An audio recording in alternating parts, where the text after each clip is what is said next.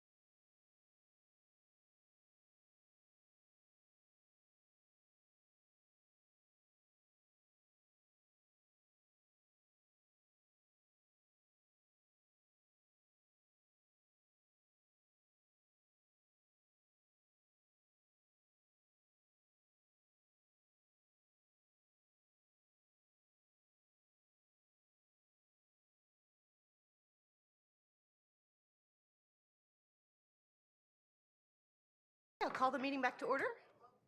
Welcome, everyone. All right, first, Ken Williams joined our meeting at, is it 5:08? Okay.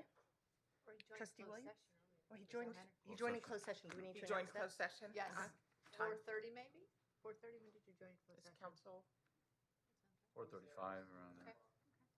4:35, closed session, and Thank then you. current. Okay. First of all, I'd like to call Pastor Hansen to the podium for invocation. Well, what an honor to be here. I think I've been here once before, so I must have done something right. They asked me back. We're so grateful to each of you for your public service and your willingness to serve in this capacity. This is not an easy time to lead. Hopefully it's a little bit easier than a few years ago, but I'd like to pray a prayer blessing over each of you now. Father, thank you for the opportunity to lead. There's no greater calling than to lead people, and especially lead kids. Lord, it is an awesome responsibility and privilege to raise up the next generation. And we just pray for wisdom for the discussions that will be had tonight. Lord, this is a county with people from all different walks of life and all different backgrounds, and we want to live in harmony with one another and do what's best for our kids. And so I pray that you would grant us wisdom to think through how these decisions will ultimately impact their safety and their well-being and their development. And so we are thinking about the future because we love our kids. And so we pray that you would give us wisdom tonight to have those discussions and just give us the ability to have conversation with each other and to acknowledge the God image in each of us, and so that we don't treat each other rudely or lowly, but Lord, we acknowledge that there is an important component of collaboration that is necessary to solve some of these complex dynamics. And so I pray that you would just give us wisdom and the ability to treat each other with respect and ultimately love. In Jesus' name I pray. Amen. Amen. God bless you tonight. Bless you, and thank you, Pastor Jordan Hansen, lead pastor of the Mesa Church in Irvine, Mesa Church. And now I'd like to call Trish, who volunteered for our Pledge of Allegiance. Thank you, Trish. Hello, everyone. If you would please stand and face the flag. Can you go to the microphone? Oh, yes. Oh, my goodness. Yes. So sorry. No worries. And use my outdoor voice. No worries. Okay, everyone, please face the flag and place your right hand over your heart. Ready, begin. I pledge allegiance to the flag of the United States of America and to the republic for which it stands, one nation, under God, indivisible, with liberty and justice for all. And could you state your name while you're at the podium, please? Yes, my name is Trish Lukaroth. Thank you, Trish. Truly appreciated. That was wonderful. Your outside voice was amazing. Okay, Nina, are there any introductions? There are no introductions at this meeting. And are there any comment cards that have been received? There is a general comment. Linda? Did you turn in a card? Yes, I did. You're on. I'm number 3, so I thought I was going to be number 3. You're number 1. Moving on up. This is indeed an honor. Well, good evening, President Sparks, Board, Superintendent Maharis. I'm here tonight to talk about AB 1184, which went into effect July the 1st of this year. This is a law that requires parents' insurance plans to pay for, quote, sensitive services, end quote, including gender-affirming care without parent knowledge or consent. I last spoke to you this issue a couple of years ago when I was talking about CTA policy, which was the direct impetus of this particular law. This policy passed in January 2020, and what the policy called for was the provision of these exact services, quote, without the barrier of parent permission. That became official policy of our California Teachers Association. There are no clear age limits established, particularly for many of those in the gender transitioning services.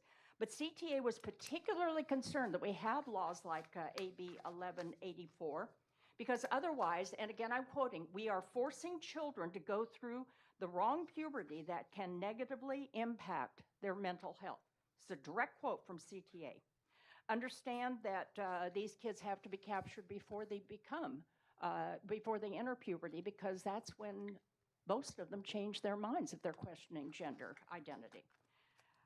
Scandinavian countries abandoned this process quite a while ago because they found out that it simply didn't work. In fact, they have very negative effects, incredibly high suicide rates in transitioning adults. And it just came recently to our attention that the Tavistock Clinic in England faces probably about 1,000 lawsuits from angry parents of transition children. And we've seen a growing wave of detransitioners here in this country. Mostly young women are coming forth and testifying in front of the California legislature to no avail. Here's the problem. We've got to do something. Dr. Maharis, I speak directly to you. I urge you that you insist that school districts in California alert parents of the implementation of this law. And I also urge you to investigate the efforts of CHALK and Planned Parenthood to fund and staff wellness sites on every school campus. That is happening right now. Members of the board, I urge you to support this effort to educate parents and inform parents and taxpayers of this particular assault on parental rights and the endangering of children's lives. Teachers out there, if you're listening, get out of this union. And union members, there's really nothing I have to say to you except shame on you. Shame on you for what you are doing to our children. Thank you for your time and attention. Thank you.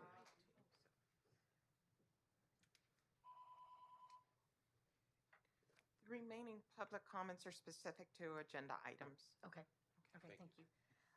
So we'll move to item number 2 on the consent calendar, approve the granting of diplomas to the students listed from Alternative, Community, and Correctional Educational Schools and Services, Alternative Education Division. Do I have a motion? Yeah, if I can make a motion under the consent calendar, actually, if it's okay Yes, with you. absolutely. For items number 2, 3, and 4. Yeah, let's That's combine. traditionally. I'll second that. Any comments, discussion? Okay, call for a vote? Aye. Aye. Aye. All right, we approve items 2, 3, and 4 on the consent calendar, and that moves us right to charter schools. Nina, are there any charter submissions? There are none. Okay. Then next, I'd call Teresa Johnson to the podium to facilitate the charter school public hearing. Teresa. I love the yellow jacket. That's sharp. Thank you. Good evening, President Sparks, trustees, and Superintendent Mijares. Today, the board will hold a public hearing to consider input regarding the Oxford Preparatory Academy Middle School Charter Petition submitted on June 29, 2022, following denial by the Saddleback Valley Unified School District. Prior to public comments, representatives from Oxford Preparatory Academy Middle School and Saddleback Valley Unified School District are allotted 15 minutes to address the board. I now call representatives from Oxford Preparatory Academy Middle School to the podium.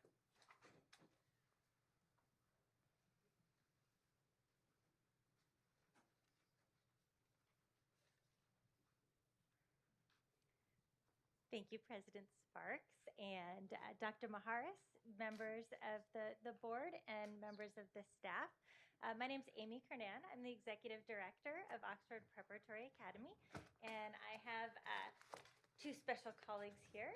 This is Dr. Stephanie Henry. She's our Chief Academic Officer, and this is John Brickley, and he is overseeing our middle schools, and then hopefully will become our middle school principal.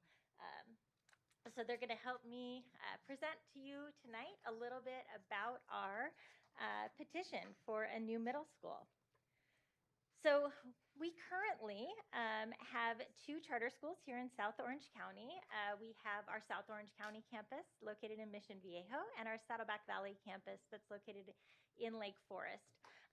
Our South Orange County campus is authorized through Capistrano Unified, and then you guys authorize our Saddleback Valley campus. So thank you very much for that. And as you can see, our OPA schools have had an amazing record of success over the time that they've been open. Most recently, both of our schools were awarded the California Pivotal Practice Award for exceptional distance learning during COVID. We've also received several distinguished school awards. Also, if you look, really our community through niche and on that website, we hit a lot of different high-ranking categories, being number 1 and 2 best charter elementary and middle schools in Orange County, as well as our Saddleback Valley campus was rated number 6 most diverse public middle school in Orange County. So even though we're in South Orange County, we do have a very diverse student population, which you can kind of see here. So right now we have about 1,500 students, and we have about 1,000 kids. This was actually last year's data. We just had our first day of school today, so we were very excited to welcome our families back. So last year we had about 478 middle school students. This year we have close to 600 middle school students. So, so we have a very big bubble going through our middle school grades. And that's kind of one of the impetus to why we are looking to expand and be able to pull those kids off of those elementary school campuses and give them some more expanded opportunities in a comprehensive middle school. So, so what we're really hoping to do is to take those students that are currently on our 2 TK through 8 campuses and move them to 1 middle school. So we would take both of the middle schools, kind of combine them together, really keep a lot of our OPA traditions and have a great seamless matriculation into that middle school, but allow them to have some more opportunities just by having both of those groups of kids together on the middle school campus. We have had a lot of community interest. We do get a lot of applicants for our schools. I'm super lucky, kind of looking around. I know there's been a lot of declining enrollment, but we had over 2,000 applications for our schools last year, and we had before we opened, we had about 1,900 students on our wait list.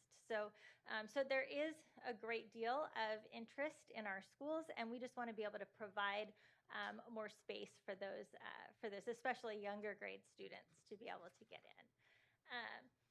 So, like I said, some of our goals for expansion have to do with both improving our elementary schools as well as being able to create that great middle school environment for our middle school students. So we want to be able to add more programs that are more focused to our elementary school students on our elementary school campuses. So have more time for them to take world languages. We do offer world language or have world language for all of our students TK through 8. But as you know, the middle schoolers kind of suck up all the time. So, so we want to have a little bit more time for those elementary kids to be able to have more world language, more music, more art, all of those types of experiences. We also, as across the state, we want to be able to increase our ability to enroll more transitional kindergarten students and have universal TK for all of our 4-year-olds. And we want our elementary schools to really focus on elementary students and their needs. Conversely, we want our middle school to be able to focus on middle school students. They have totally different needs than elementary students do. If any of you have middle school students, you know they're very different. They're different from anyone on the planet. So we want to have them have their own place to be. We want to be able to have more rigorous middle school curriculum, more accelerated classes. Having more students together on the campus instead of having them split up will allow us to be able to have more of those opportunities for the kids. And then also to have a lot stronger ability for our middle schools to work with our feeder high schools. So what makes us different, and then I'm going to turn it over to the 2 of them. We really focus on the multiple intelligences, hitting students where they are, helping them learn in a way that they like to learn. We really want to focus on the whole student. And we want to make sure that we're building global-minded students and making sure that they are really worldly. And Dr. Henry's going to speak, and she, or actually, no, I'm sorry. Mr. Brickley is going to speak next. Good evening. I'm John Brickley, and I am overseeing the middle school programs with OPA. And I will also add that I'm currently the California State Principal of the Year. And I came specifically to OPA because I was excited by the opportunities it's going to provide. I won't read all of this to you. I don't want to bore all of you. But OPA will run on a 7-period day, offering all core subject areas that all the publics do, great electives. We're going to offer both accelerated and traditional math pathways. We will have honors and traditional courses for English language arts. We are focused heavily on civic engagement in social studies, science, central focus on STEAM and inquiry, and there's great excitement amongst the middle schoolers for STEAM, so that's encouraging to me. Physical education, of course, and one thing I want to make clear, we teach the California state standards, and it is firmly anchored in the standards with a heavy emphasis on the multiple intelligences aspect to make sure every child succeeds. Electives, we are offering STEAM, VAPA, we are looking at CTE pathways, pre-CTE pathways, and of course we have ASB and PAL options. The academic portion of it, of course, is not enough. Students need co-curricular and extracurricular activities if they're really going to grow. So we have a variety of after-school clubs we'll be offering, everything from coding, possibly looking at cyber patriot again, I believe, esports, robotics, marching band, drama, and so forth. We are working to build a robust sports program.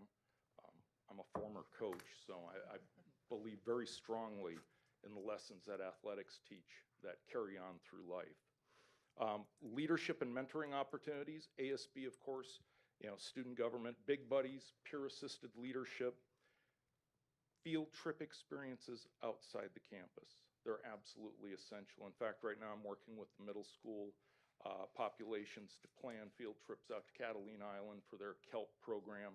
We're looking at Astro Camp, I believe it is.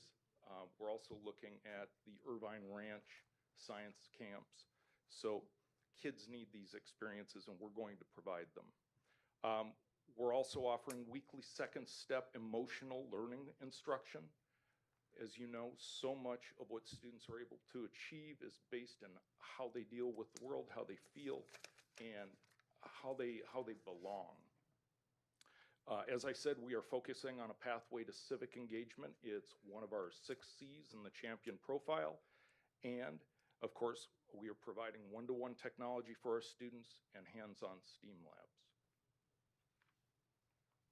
Dr. Henry. Thank you. Thank you. Besides the core curricular program that our sites offer now, and we will plan to offer in our new middle school, we also have intervention and support for our students who need that and additional support. So that includes integrated and designated ELD instruction. We have a full inclusion model for our students with disabilities. We actually refer to it as Scholar Academy. And so all of our students are fully included in the curriculum with support. So we have instructional aides, we have other education specialists that can offer support as needed so that all of our students can be successful. We are working with Orange County Department of Education to fully implement our multi-tiered system of supports. In fact, we recently received the grant to continue on with that work. We have student success teams, a full-time counselor, a full-time school psychologist at each of our schools currently, and we will continue to have that in the middle school.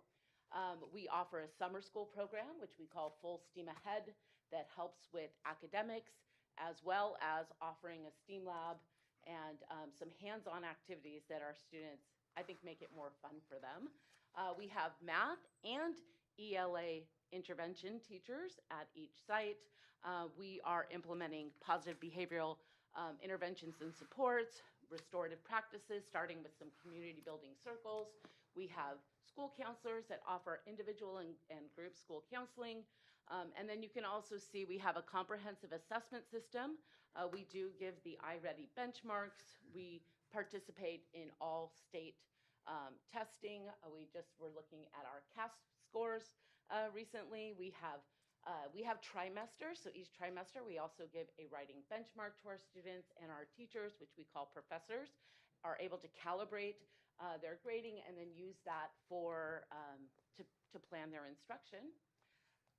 Let's see. So this here, you heard it referenced, I think from both Dr. Kernan and Mr. Brickley, is our champion profile. So we worked really hard last year bringing together a lot of stakeholders, including parents, students, teachers, to really define what we wanted our students to leave OPA with. What were those core skills, assets, and the learning that we wanted them to have. And so that culminated over a year, getting a lot of different feedback, revisions, into a champion profile. You may have heard that like a graduate profile for high school. Our students don't graduate, they leave us in 8th grade to move on to high school. But our core competencies that we are focused on are the 6 Cs. So we have critical thinking, we have communication, collaboration, character, creativity, and then we added civic engagement. Because as was mentioned, we know that there's a seal of civic engagement that can go on high school diplomas.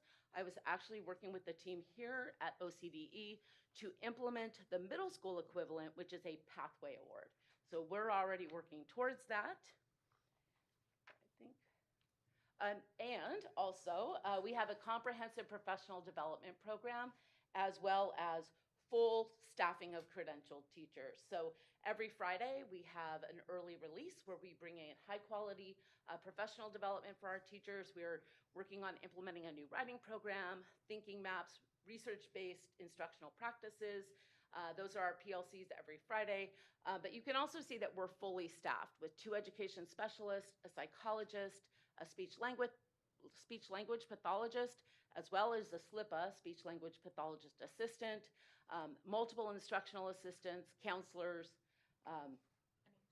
on each site, and which we will continue into our middle school program. So I'm going to turn it over to Dr. Kernan to take us out. I'm just going to sum it up.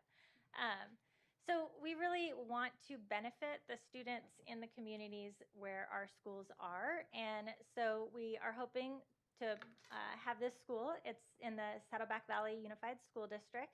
A lot of our students are part of Saddleback Valley Unified. And so it just sort of made sense for us to place the middle school there.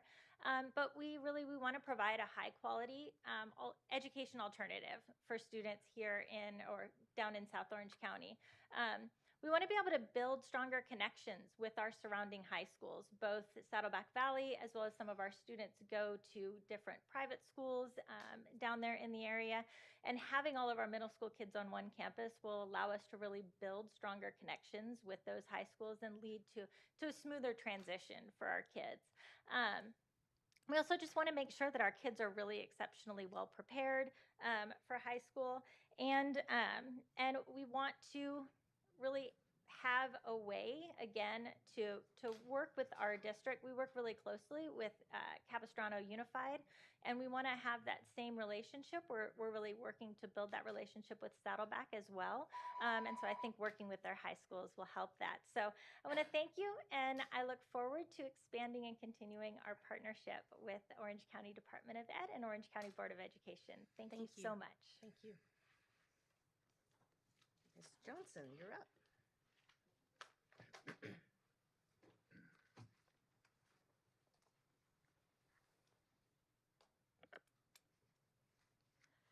Saddleback Valley Unified School District has declined the opportunity to address the board.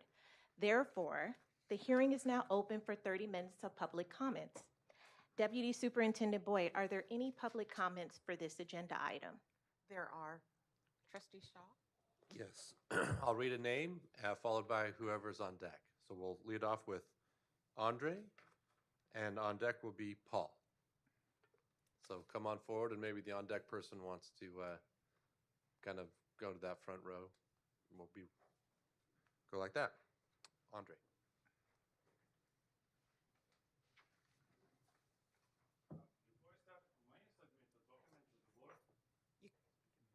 You need to speak into the Use mic. them. Yeah. And when you're finished, you can bring those over to me and I'll distribute them. Okay, thank you. You can pull the mic up closer so that you won't have to bend as far too. There you go. Hi. My kid goes to OPA, and I'm here to blow a whistle on the contract between Oxford Preparatory Academy and Restorative Equity Partnership, REP.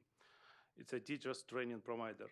A quick look into REP is enough to classify them as political activists rather than educators.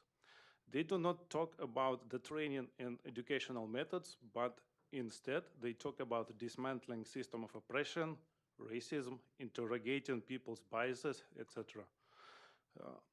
And the only video they have on YouTube shows elements of CRT where students talk about privileges because they are white, straight, male, live in the US, etc. OPA will be paying $26,000 for 5 days of virtual training for 6 teachers. I asked other providers and I received quotes of only $3,000. The typical scope is only 2 days of training, not 5. This is 8 times less than OPA will be paying. The contract has disturbing wording that REP will be doing data collection. The contract does not have any definitions of what data will be collected, who will be having access, and no restrictions on reselling the data. According to independent researchers, teachers are trained to act as psychiatrists on kids, and they administer invasive online surveys asking about mental and emotional condition, what gender they identify themselves with. Software used for these surveys is under Attorney General's investigation in Missouri for privacy violation. Implementation of this contract most likely will violate a number of state and federal data privacy laws, Ccpa, CPRA, HIPAA, and others. Teachers and school administration could also be liable for violation of California Code 2052, practicing medicine without a license. I call for investigation of this contract between OPA and REP to make sure there are no pay-to-play schemes involved. I'm begging OCDE to provide clear guidance to schools on how to avoid hiring political activists whose the only goal is to indoctrinate our kids. I'm also begging OCDE to mandate school districts to perform independent forensic audit of all data collecting software used for social emotional surveys to ensure it complies with data privacy laws. If districts cannot afford audits, they should not be pushing this software into classrooms. Thank you. Thank you, Andre. So we'll have Paul now, followed by Elizabeth.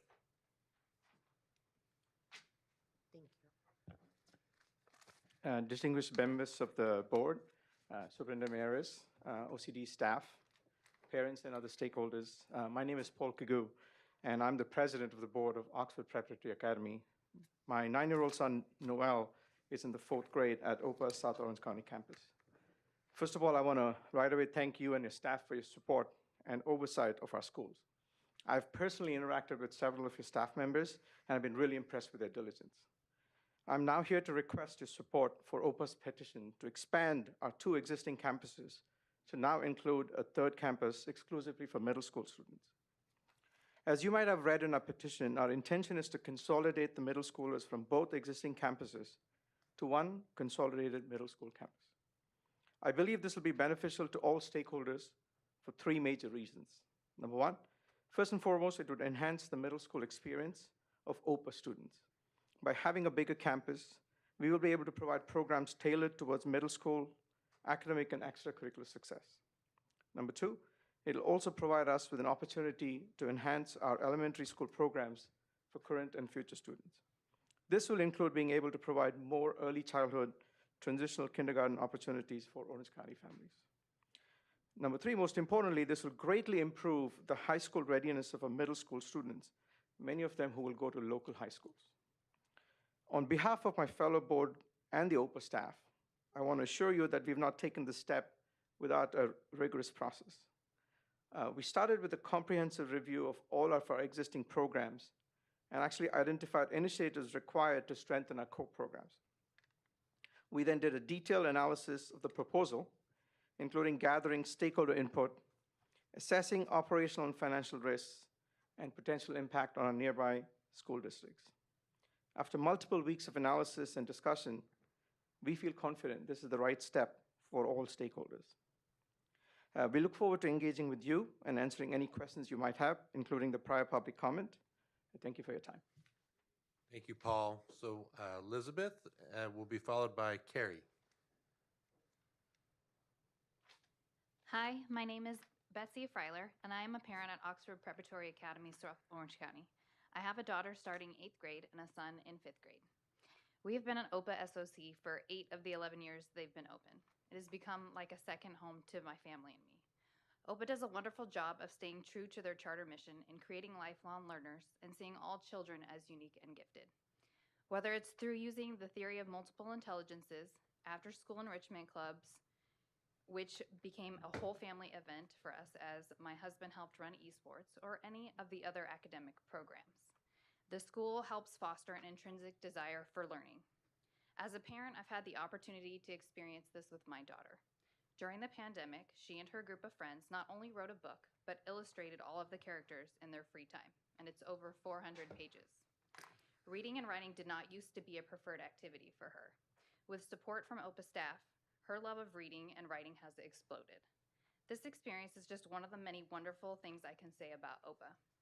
Beyond test scores that speak for themselves, OPA creates strong students and families, which is why we are at OPA. I volunteer at OPA through the PTA and the school site council, and I've come to know the staff very well. Everyone at the school is so supportive of the families, even on a personal level. It truly feels like a big, happy family. A family that roots on my children as they are being taught to be critical thinkers, how to collaborate through project-based learning, creativity through our parent-led Art Masters program, and character building through social-emotional learning and community outreach, just to name a few. My 5th grader especially loves our STEAM lab and learning how to code with the Ozobot. It's for him I'm speaking tonight. A dedicated middle school campus would not only benefit him, but other OPA families, the community, and ultimately the high schools our champions feed into. Please consider helping us continue to grow and blossom so that other families may have the opportunity to have the OPA experience just as I did. Thank you. Thank you. Thank you. And Carrie. Good evening, board members and staff. My name is Carrie Velez, and I am the principal at Oxford Preparatory Academy, South Orange County campus. You have previously heard from Dr. Henry a little bit about a special education program, but I wanted to come and let you guys know why it is one of the things I am most proud of at our school. I have had the pleasure of speaking before you tonight as one of the administrators who actually oversees our special education department. As you previously heard, we are a full inclusion school where students who have a variety of different special needs are fully integrated into our general education classrooms with their same grade peers. As a public charter school, we admit all of our students to our program regardless of their academic needs. We proudly have over 10% of our student population participate in our special education program. When I started as a teacher at OPA over 10 years ago, I had my own doubts on a full inclusion program. I wondered how, as one teacher, I was going to be able to meet the needs of both my general education students and now students with a variety of different needs. I quickly discovered that all of my students brought both their strengths and challenges to my classroom. What I thought was going to be a challenge was actually a benefit. Now, as a school administrator, I have seen this play out across classrooms and grade levels. Parents have reported that their students who were not progressing in their home school are now thriving. As our school just celebrated its first day of school today, I had one former parent share with me that they have seen their son thrive, mature, and become so independent academically, which seemed so out of sight before they entered our school. The special education team's patience, understanding, and collaboration with staff and parents to meet his needs are the main reason why he has achieved this milestone. I had the honor of teaching this student back in second grade, a very long time ago, and now he had just entered 8th grade feeling confident and successful. Our special education students are able to receive all of their specialized academic instruction within the general education classroom or in a small group setting. We are fortunate to have our own full-time SLP, SLPA, or SLPA, school psych, school counselor, who work on campus. We also provide students with occupational therapy services, physical therapy services as needed on their IEP. Students are coming and going from their classrooms throughout the day, so there is no stigma of leaving for such a short period of time. We are so fortunate to have a staff of highly qualified instructional aides working within the general education classrooms along with our educational specialists. I am proud of the achievements that all of our students have made over the years, especially our special education population. So tonight, I'm asking you for your support to approve our proposed charter petition for our middle school to continue to provide the same level of support that our parents have grown accustomed to receiving. Thank you. Thank you.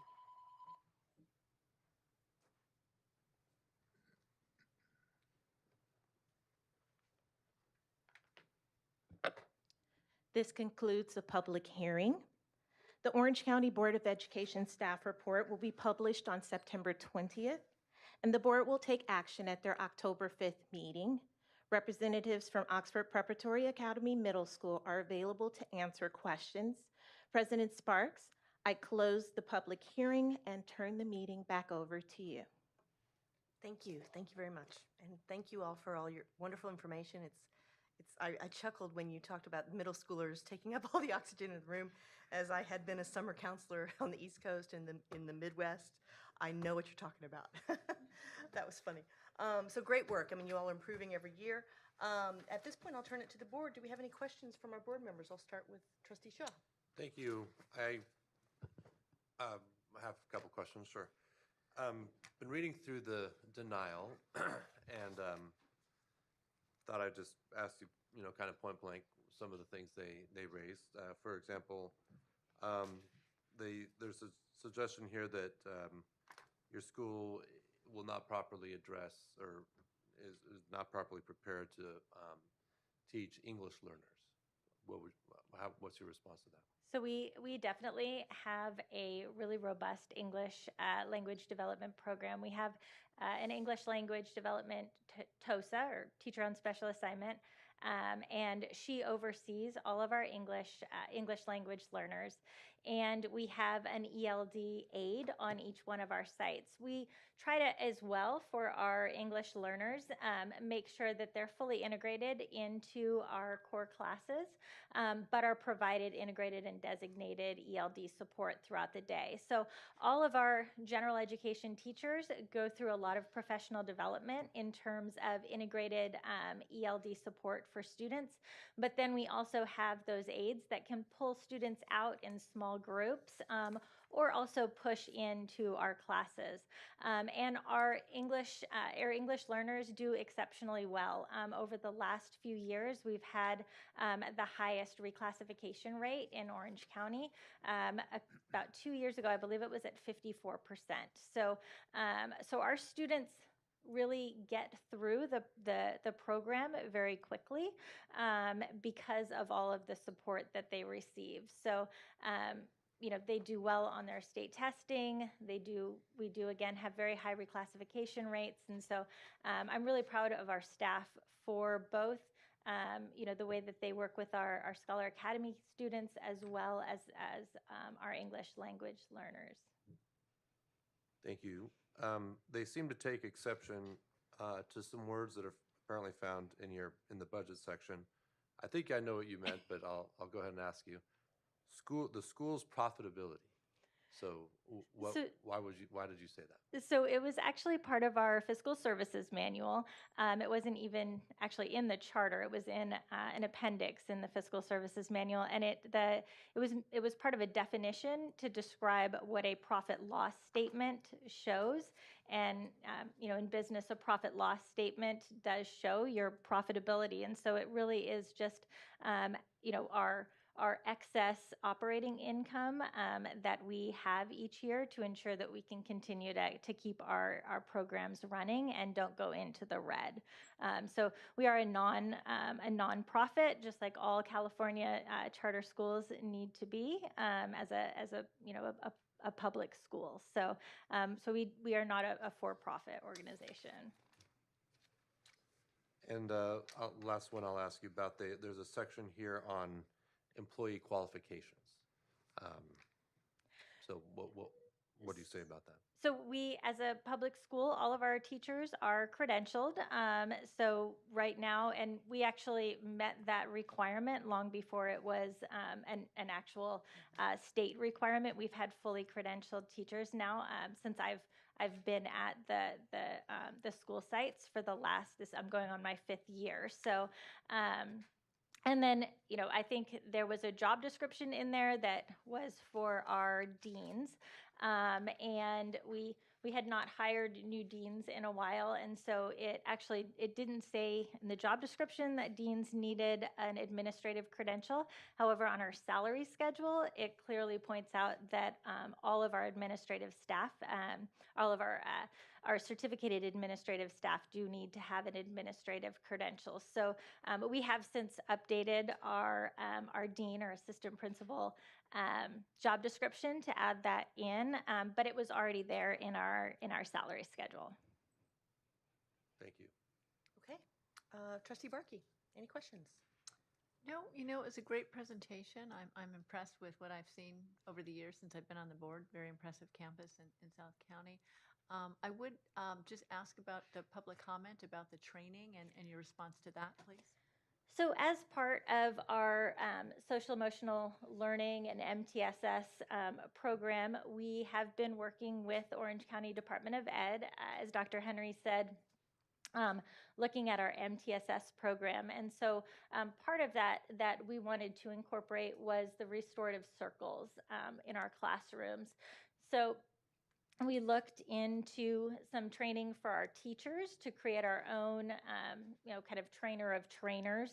And so we are working with the Restorative Equity Partners to come in and train 6 of our staff members in restorative circles. So the whole scope of it is really more the restorative circles, not going into any of the restorative justice or anything with CRT. It really is just getting them trained in restorative circles so that we can implement that into our social emotional learning and MTSS program. And so as far as them collecting data on our students, they're not working directly with any students. They're working simply with our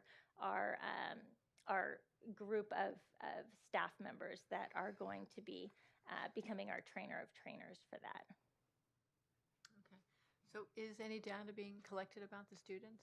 So the data won't be collected on students. They're just working with staff members. Okay. Thank you. Piggybacking off that question, since we're on the topic, is that what are these restorative circles? Is that data or PowerPoint or whatever training development available to parents to see what the trainers curriculum looks like? So we can provide the different information about the training. We haven't even started implementing the training yet. The contract was actually just approved at our last board meeting, so we haven't implemented it. But it really is more of an instructional practice that teachers can use in the classroom to get all students involved in conversations by making sure that that everyone has a voice in the classroom and is included. So, but we can make that definitely available to you as well as our parents once we kind of continue to work with them to implement that trainer of trainers model. Yeah, I think parents would definitely be interested in that, as would we as a board. Thank you. Dr. Williams, any questions? I'm really concerned about your contract with Restorative Equity Partnership. I mean, that may be a no vote for me. And I'm just looking, first time I heard of it. But, you know, when you start reading their website, I'm very, very concerned, which tells me your board, whoever made this contract, made a huge mistake. Because this stuff about white supremacy and fighting systemic racism is not here in America now. That may have been in the 1960s, but it's not now. But organizations like this REP are promoting this false notion. I'm terribly concerned that you're promoting it in your school. And you're coming to a board that took a very public stance against all of this false academic material and these critical theories that come from university that really is not the truth. I would like to see this contract, okay? Tell me more about it. So this contract was made when? It was made, approved at our last board meeting, which was When was that? June 19th. Okay, so less than a couple months ago. Yeah, it was less than a month ago. Are there any provisions in there that you can exit out or cancel this?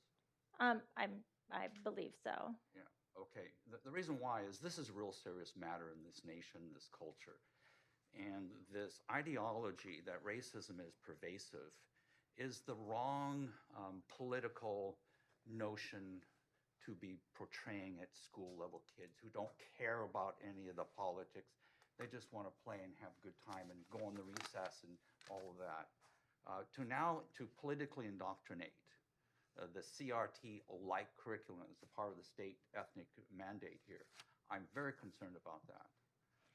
So I would love to talk with you about this, but Yeah, that's going to be a real hard sell for me, and I would tend to venture with my board here.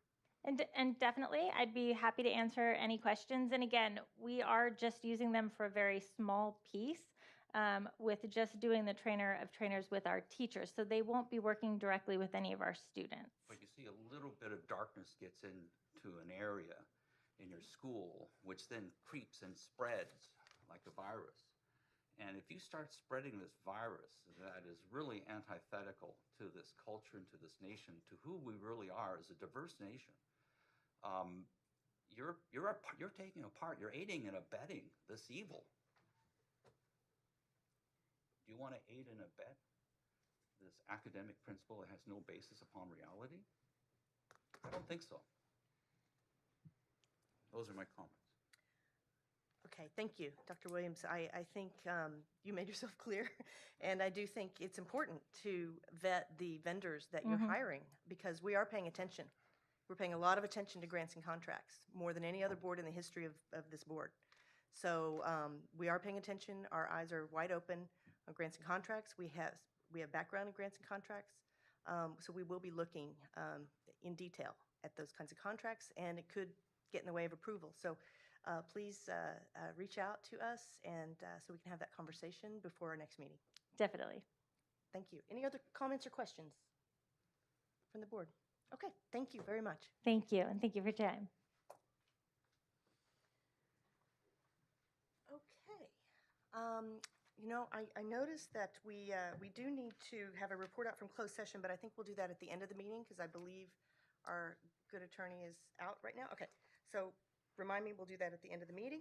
That moves us to calling Renee to the podium for the public hearing for item number 7.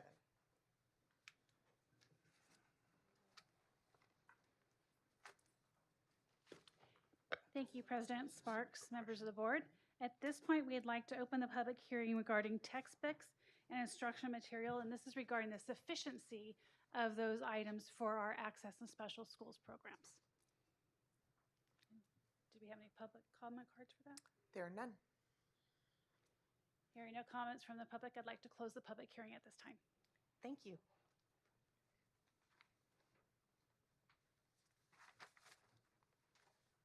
Okay, now we're on to item number 8, adopting resolution number 18 through 22, stating that each pupil of the county office has available textbooks and instructional materials in each subject that are consistent with the content and cycles of the curriculum framework adopted by the state board and in accordance with the procedures as established. Adopted resolution will be posted on the Orange County Department of Education website and will be distributed as requested. So do we need to take that for a vote, or? I'd like to make a motion for item number 8, this resolution. Second. Call for the vote? Aye. All in favor? Aye. Passes 4-0. And at this point, we will recess the regular meeting to a meeting of the Orange County Department of Education Facilities Corporation. And so we'll recess that, and then we'll call to order statement of the presiding officer. For the benefit of the record, the regular meeting of the Facilities Corporation is called to order. And Daru, that will require a roll call. Trustee Shaw, Here. Trustee Sparks, Here. Trustee Williams, Present. Trustee Barkey. Okay, so the regular meeting of August 17, 2022, adoption of this agenda. Do I have a motion? I'll make the motion. I'll second. All in favor? Aye. Aye. Passes 4-0. And the minutes, receive the minutes of the regular meeting of August 4, 2021, which was approved September 1, 2021 meeting. There's no action required on that one. Nina, do we have any comment cards received? You do not. Okay. Then that moves on to special recommendations and appointing the officers of the Education Facilities Corporation. So you just need the treasurer identified, your facilities corporation officers, the president and the vice president chair the facilities corporation. So take a motion for an appointment of one of your other Would trustees. anyone like to nominate one of our other trustees? Yes, I'd like to nominate Mary Barkey for treasurer. Any seconds on that? I'll second that. Okay. Do I get a say or no? No, you don't. All No. right. Call for the vote. All in favor? Aye. Aye. Okay, Mary Barkey, welcome to treasurer. Excellent. And then item number 2 on special recommendations, receive the Esplanade project operational report for the fiscal year 2021-22. No action is required on that one. And then item 3, we do have action required to receive and approve the Esplanade project operational budget for fiscal year 2022-23. And so do I have a motion on that one? So moved. Okay, second. Second. All in favor? Aye. Aye. Passes 4-0. So this closes the session of the Facilities Corporation, and I will adjourn that meeting and go back to the regular board meeting. I get to do the gavel again. That's fun. That power you Oh, have yes. now, Oh, yes. Dr. Sparks. Oh, yes. Okay, so this brings us to item number 9 of our regular meeting, which is approved disbursement of funds for Orange County Board of Education Professional Organizations membership dues for CSBA, Ed Legal Alliance, and Ccbe for the 2022-2023 fiscal year. That's the California State Boards Association and the California County Boards E. What's the E stand for? Something. Education. There you go. Board of Education. Okay. Madam President, I'd like to make a motion to not approve this section here and to not be part of these organizations. I will second that gladly. Any comment? Call for the vote. All in favor? Aye. Aye. Passes 4-0. That moves to item number 10, approved disbursement of funds for Orange County Board of Education Professional Organization membership dues for OCSBA for the 2022-23 fiscal year. That's the Orange County State Boards Association. I'll make the motion. No. Oh. School Boards. Orange County School Boards. School Boards Yeah, Association. so that's our local Right. organization.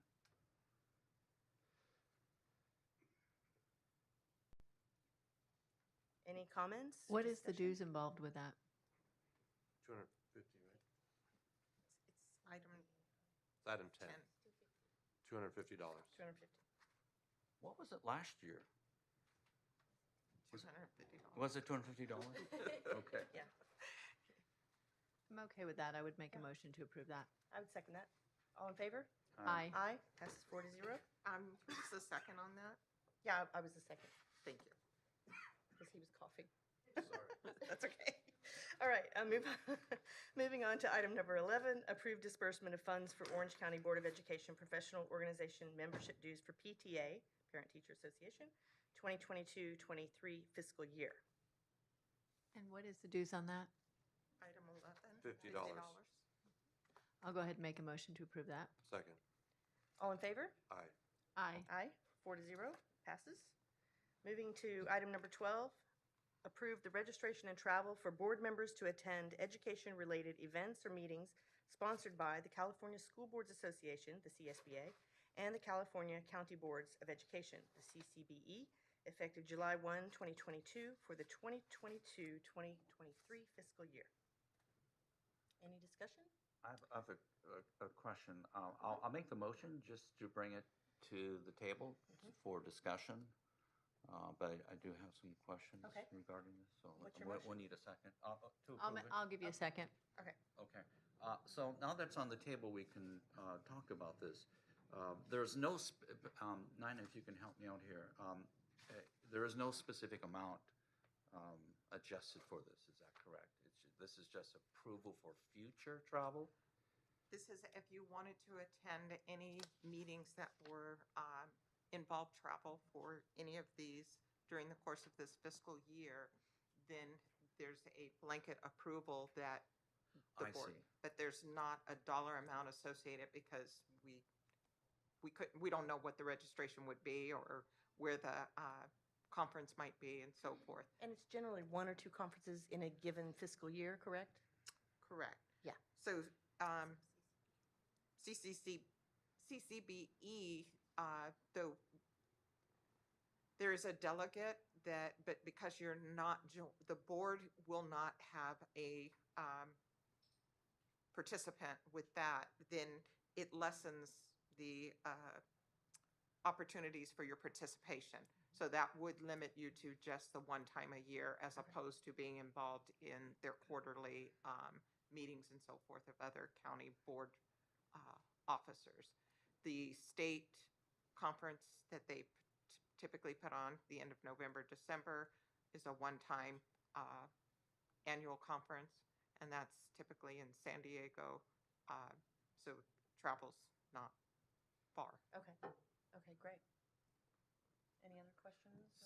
So this is just a open-ended approval for future board travel, should a board member want to go to one of these conferences? That would be correct. Okay. Do I have a second then? Or No, for- we for- do. I did a second. Oh, you did a second. Any more discussion then on that? Okay. Call for the vote. All in favor? Aye. Aye. 4-0. Brings us to item 13, approve registration and travel for board members to attend education-related events or meetings sponsored by the California Charter Schools Association, Ccsa, effective July 1, 2022 for the 2022-23 fiscal year. I'll make a motion to approve that. Second. Any discussion? And again, Nina, this is very similar to the last item. It's just approval for future. Correct. There's no It's blanket. dollar amount Right. right now. Okay. Okay, all in favor? Aye. Okay, passes 4-0. Item 14, approve registration and travel for board members to attend education-related events or meetings sponsored by the Orange County School Boards Association, the OCSBA, effective July 1, 2022 for the 2022-23 fiscal year. And move approval. I'll second. All in favor? Discussion? Can we have discussion? Of course. Okay, so this is for travel to attend an Orange County School Board Association? Right. So if you wanted to put in for mileage for going to a dinner meeting that was put on for Orange County, this is, again, blanket travel. For the fiscal year. If they So- had so- something at the annual conference, CSBA, then you might want to travel to that to participate in something. So every so many years, the Orange County School Boards Association has something at the annual conference that CSBA does, either recognition or just an opportunity for networking because so that might be something you travel to. And so this is, again, blanket travel similar to the other. can ask a question, and maybe I should know the answer. We're approving for board members to attend. What about when staff attends? Who approves that, or how does that work? Superintendent. Got it. We fall under him as employees. Thank you. Any other? The only problem questions? I have is if we're going to be putting in mileage for just attending a meeting, let's say at Irvine, around the airport area, I think we should not put in any travel. I don't do that now. I don't do that for coming here. I just don't see the need to prove. I don't do Travel that probably either. only be a few dollars anyway. But with the gas prices going up, Yeah. people might want to start turning. Well, yeah, I mean, you can't do it to come to these meetings. It's only for Right. travel other than these meetings, visiting charter schools, things like that. And that would not be the only thing because those are typically dinner meetings. So if it's $45 for the dinner meeting, then that covers the dinner also. This Parking. blanket travel would give the authority for that. Now, typically that comes out of your budget. It's not something that we're reimbursing you for, but you're approving the expenditure. I mean, it would be relatively minimal, if at all, so I don't see any harm in approving it. I But up to agree. you. Okay. I agree. All right, are we ready to vote then? Call for the vote. All in favor? Aye. Aye? Opposed, okay, 3-1. He just had to, okay, that's fine. 15, item 15, approve registration and travel for board members to attend education-related events or meetings sponsored by the National Alliance for Public Charter Schools effective July 1, 2022 for the 2022-23 fiscal year. I'll make a motion to approve. Second. Any discussion?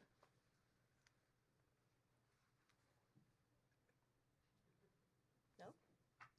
Call for a vote? All in favor? Aye. Aye. Okay, passes 4-0. We have 3 more. Item 16, nominate and approve board member assignments for the 2022-23 fiscal year. I wonder if we want to, do we have to do that tonight, or could we table that, given we have a potential new board member? You do have the ability to table it. It was tabled from last month, but since you have not filled the vacancy, you can certainly carry it over again. We carried it over, and that's why it's on this agenda. Right. Any motion to lay it on the table? I'll make a motion. Isn't there a requirement, though, that somebody has to be on the board for so long for some of those positions? What we might need is a refresher on whatever we're making appointments for. Well, it cuts it short because since you're not joining membership, then Ccbe, you would not be filling that. All right, so just The CSBA delegate, you would not be filling that.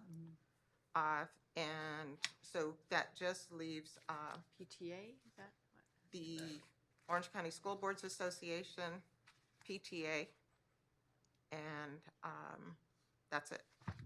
So The page would- OCSBA and page- PTA, is yeah. that right? So it's just OCSBA and PTA. What And about that? OCSBA requirement is that you would be on the board for at least a year. So the new trustee filling that vacancy would not be eligible for OCSBA, but they could certainly be the PTA liaison. Yeah, I'm fine with laying it on the table. Yeah, there's no, For the September meeting. because it's only in a few weeks Yep. anyway. Yeah, let's do that. Okay, do I have a second? Second. You don't have to take a vote, we just carry it Oh, over. carry it over, there you go. Okay, great.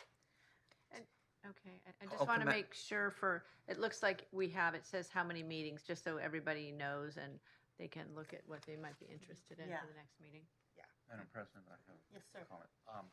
So part of what we didn't do last month in July was elect a clerk. Right, So. because I used to be the clerk. That's right. So I'd like to put that on at the same time. Okay. That we carried this over. Good idea. Okay. Do we need any motion, or we just add it on for next time? Do I have to worry about that? Can you be a clerk and a treasurer at the same time? I'm not sure, we'll have to investigate that. That's a good thought. I should nominate you. Okay, that sounds good. Okay, moving on to item 17, approve travel and name new representative for CCBE Board of Directors and Delegate Assembly. So I you don't don't think- have to right, do that since right. you didn't. That's null and join. void, okay. And then 18, our last one of this set of board recommendations, approve board conference attendance cash advances for the 2022-23 fiscal year. I'll go ahead and make a motion for that. I have a second? Second, for the sake of discussion. Okay. For purposes of clarity, Nina, could you go over how that works Sure. for us? So this item is to provide cash advances for board members who are traveling on board business. And it follows the department policy, so it's in alignment with same thing that we follow as staff. Board travel has to be pre-approved, and the request for the whatever dollar amount is made by the board member who's traveling. And the advance is limited to no more than 75% of expenses the traveler estimates he or she will pay out of pocket while traveling. Now, typically, we do airline, and we can do that directly. We can do hotel in some cases, but because of changes and so forth, that may be something that board members put on their own credit card, and so they would include that in their estimate for reimbursement or advance, excuse me, ahead of time, that type of thing. But however, we work with each board member, and so that we ensure that they're not going over the 75% request. And if there's something that we can do directly from the department, then we do that so that there's less out-of-pocket or reimbursement that needs to take place. And board members work directly with you and Daru on those things? That's correct. Okay. Did that answer your Yes, it did. Thank you. Trustee Shaw, do you have any discussion? No? No. Okay. Are you ready for a vote? We'll call for the vote. All in favor? Aye. Aye. And that passes 4-0. Okay. Thank you all for that. Going item by item, that was very helpful. Now, we are going to move on to the interview of the candidates for Trustee Area 1. I'd like to give sort of an overview so everyone knows kind of what to expect.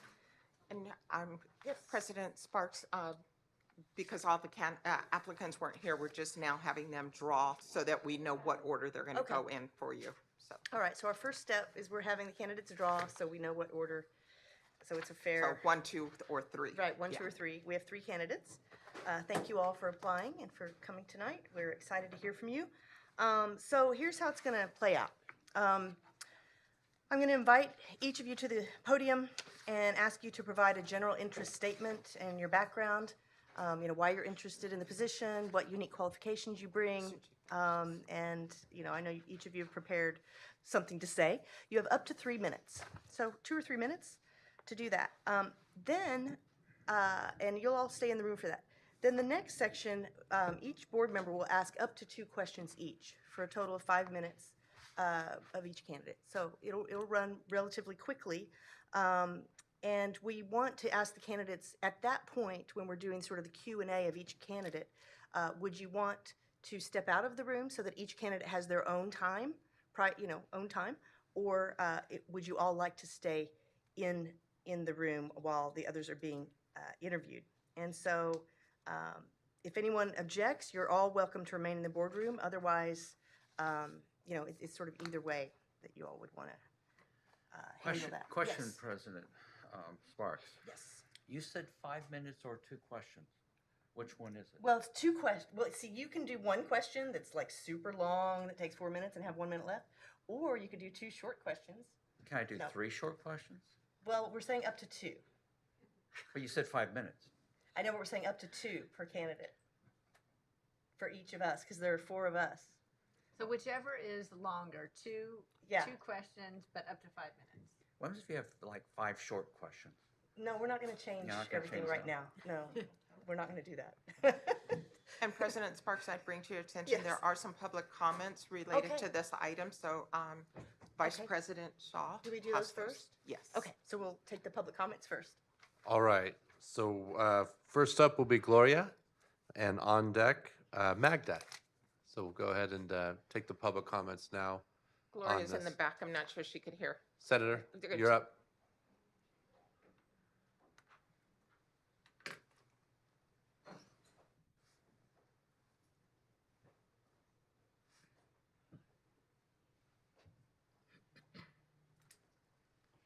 Good evening, honorable board members, superintendent, staff, and of course, interested members of the community. I'm former Senator Gloria Romero, and I'm honored to be here today to urge your appointment of Cecilia Iglesias to the board vacancy. I have known Ceci for about 10 years now, I think, and I've personally witnessed her advocacy for parents to be given a seat at the table and to be accorded the respect that they deserve in all aspects of their child's education. I've witnessed her assist parents from Palm Lane to turn around their then failing school. Ceci is the first one that I think comes to people's minds when you think about parent empowerment, the parents' union, and of course, she really has put parents, I think, on just sort of the agenda in Orange County and beyond. Every National School Choice Week celebration, there's Ceci with the yellow scarf. So you've probably gotten one from her in the past. And she's always looking to connect parents to school choice options. Ceci has an impeccable record of having served the public. She's served at multiple levels in the city, the Santa Ana City Council, the Santa Ana School Board. Currently, she is a founding board member of Explore Academy that you have authorized in Orange County. And one of the very first things that she asked our board to do and which she led was she initiated a parents' rights policy that our board unanimously adopted.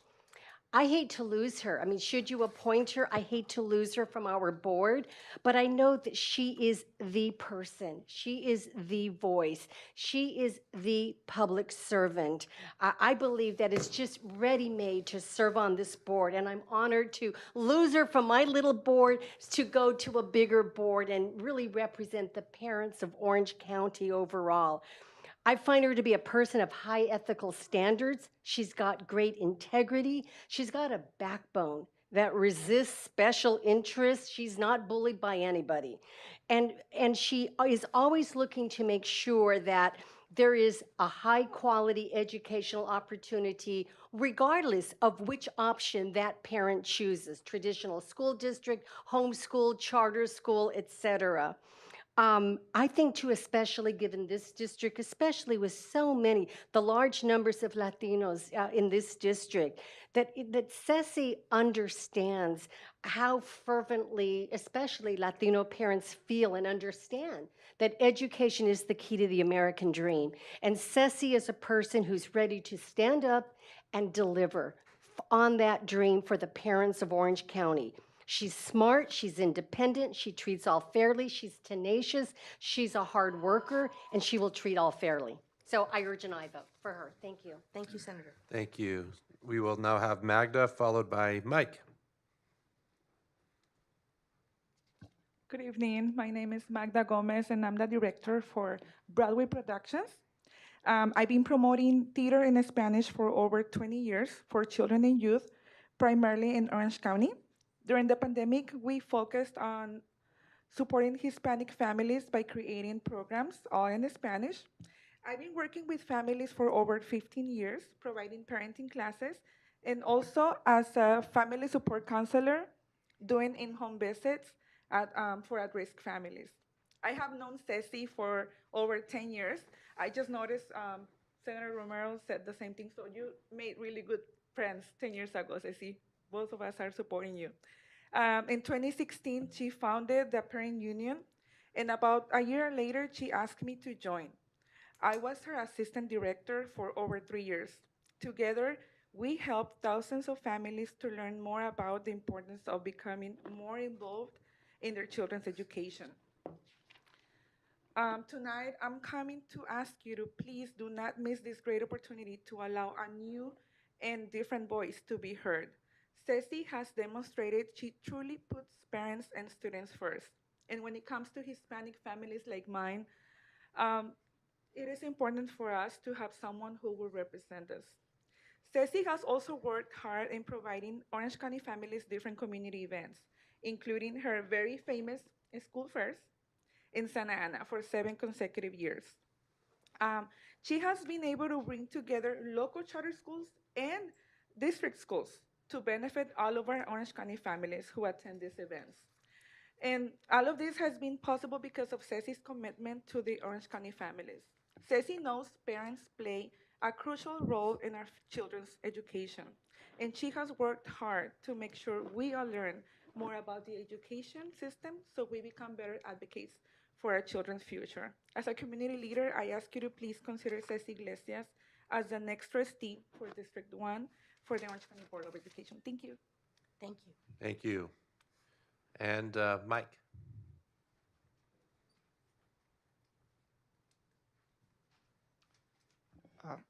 Good evening, President Sparks and board members and staff. My name is Mike Tardif. I'm a lifelong resident of Orange County and longtime business owner here. I encourage you to select Cecilia Iglesias to fill the vacant board seat. Cecilia certainly has the qualifications to serve on the Orange County Board of Education. You know her educational experience and her experience qualifications. Beyond those, she has a deep passion for education, for the students and the parents. I strongly recommend that you, as the board, select Cecilia Iglesias as your 5th member of the Orange County Board of Education. And if it's okay, I'd like to read a little statement by Betty Tom Chu. I think many of you know who she is. Betty says, I support Cecilia Iglesias for the vacant board seat. Her lengthy experience in policies protecting rights of parents, students, and teachers alike, as well as other issues such as safety, is evidence of fairness for all elements of the school community. Thank you very much. Thank you. Madam President, if I might, before we begin, I wanted to just make a statement out of a spirit of abundant transparency. One of the applicants, Cecilia Iglesias, and I worked together for a period of time, and I think it's probably accurate to say maybe I was her boss. So I don't think that precludes me from voting here this evening. And of course, I have an open mind about all applicants, but I did want to state that publicly for the record. Thank you. Well, I guess if we're doing transparency, then I better also say that I've worked with Ceci and still do today, sometimes through California Policy Center by events. I don't work directly with her because I do consulting for California Policy Center, but we do overlap on some events. Thank you. So directions for the fellow board members, we're first going to call up each candidate to speak for up to 3 minutes each, and then each board member will have 5 minutes to ask 1 or 2 questions and you can use the questions that are provided as a base, but of course you have your own ideas of questions that you want to ask as well. Okay, so we will get started. Who's number 1? Who's on first?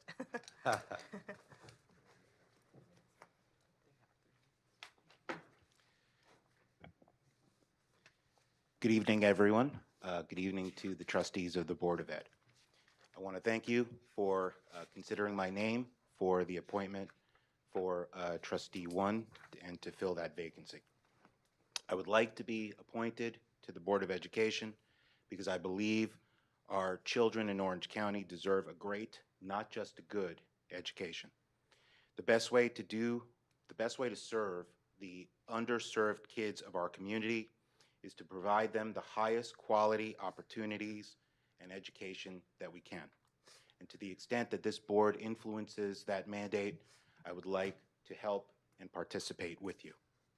My background from my personal education is entirely in the public schools.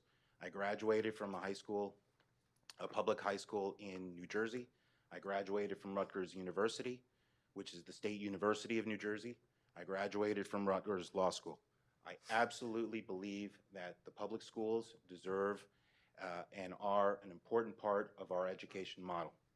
Despite that, I do believe that our public schools should be fighting for students, essentially, the same way a private business looks for its clients or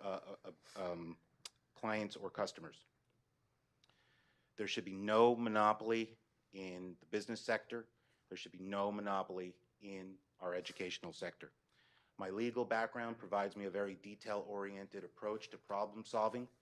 I can assist this board in analyzing the various lawsuits before it that I saw at the beginning of the agenda from a lawyer's perspective.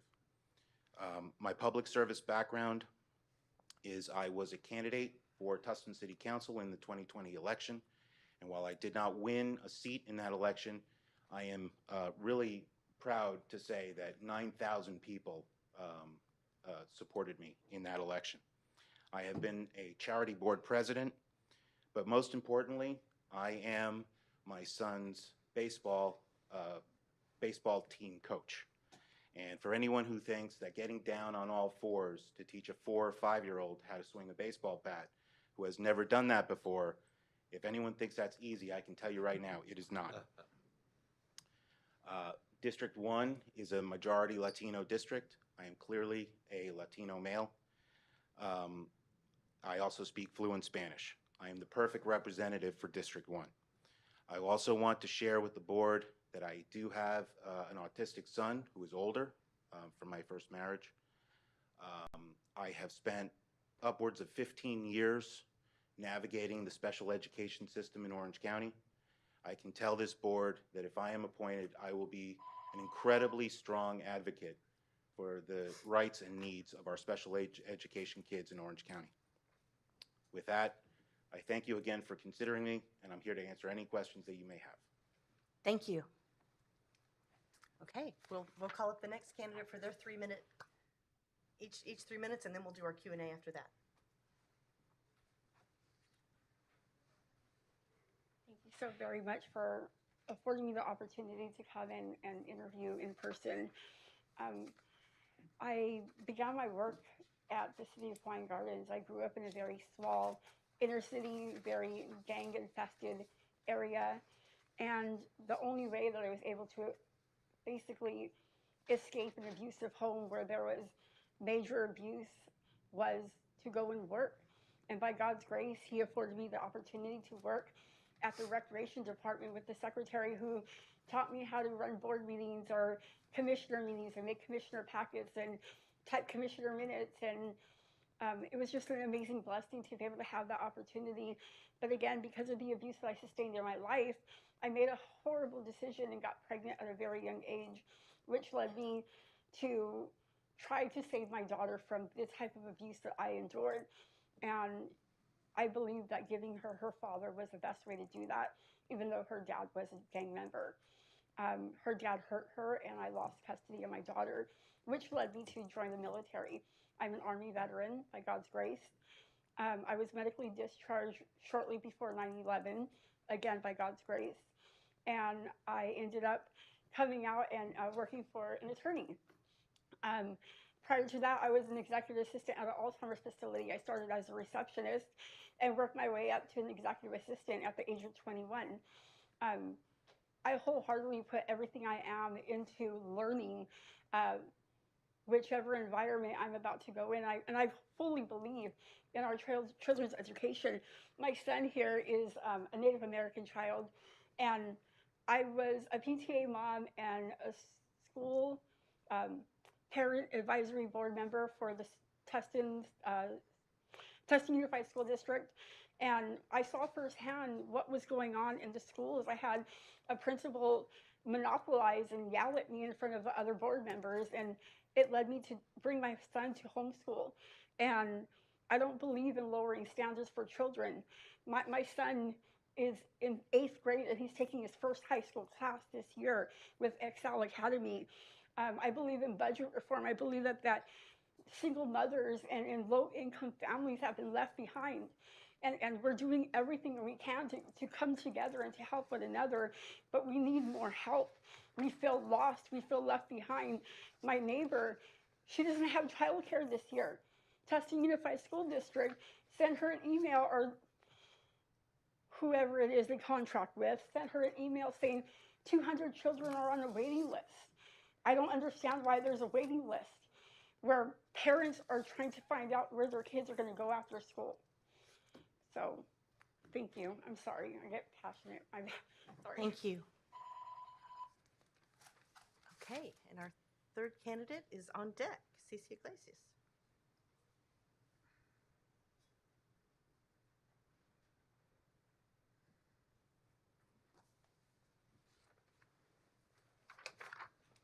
Evening. Good evening, board members, President Sparks, Vice President Shaw, Dr. Mijares, members of the public. My name is Ccsa Iglesias, and I am, the reason I am running for this position is because I believe parents need a voice and a choice for their child's public education. As Senator Romero stated, I have been elected to the Santa Ana Unified School District. That's how I started my passion in education. One of the reasons was because I had a vested interest. I had my son in the public education system in Santa Ana. And it wasn't giving the parents the resources that they needed. One of the reasons why I got involved is because, Santa Ana has this educational option, which is called fundamental schools. Fundamental schools are run like charter schools. They give parents options, hold parents accountable, hold teachers accountable, for their child's academic success. And the reason a lot of parents weren't able to access those is because there was a limit. They were always like on a lottery basis. Even though it was conducted and overseen by the school district, it didn't give all the parents the options. There was a long waiting list. And I said, you know what, this has to change. My son's school is not going to be determined by the zip code of where we live. So when I applied for the schools, for the fundamental school, I didn't get in the first year. I got in the second year. But why do we have to wait as parents? And one thing that I admire about this board is that you all believe in parents having the right to choose the best education option for their child, because your philosophy is that parents know best. And that's what I believe in. Parents know best. Children need access to quality public education. And especially in this district, District 1, Santa Ana, parts of Anaheim, Garden Grove, where the Latino community, unfortunately, our kids are not excelling at the rate level that we would want them to.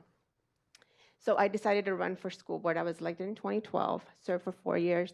And one thing is, I don't back down to special interest. And one of the things that really came after me was the teachers union, because they didn't like the fact that I was a voice for parents. They want to be a voice for the adults, which the adults, I believe, are there for a reason. They're there to teach our kids, but they're not there to take over parents' rights.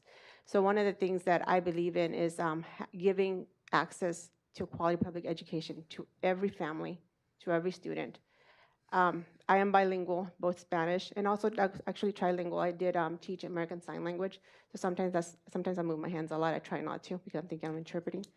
But it's an opportunity here to give a voice to Latino parents, in District 1. And like I said, I was elected from 2012 to 2016, my first term. 2016, I ran again. I was reelected, and also served in the Santa Ana City Council. So I could hit the ground running if I'm given that opportunity. So thank you very much. Thank you. Okay, so at this point, we will go through our questions. I will start with Mary Barkey.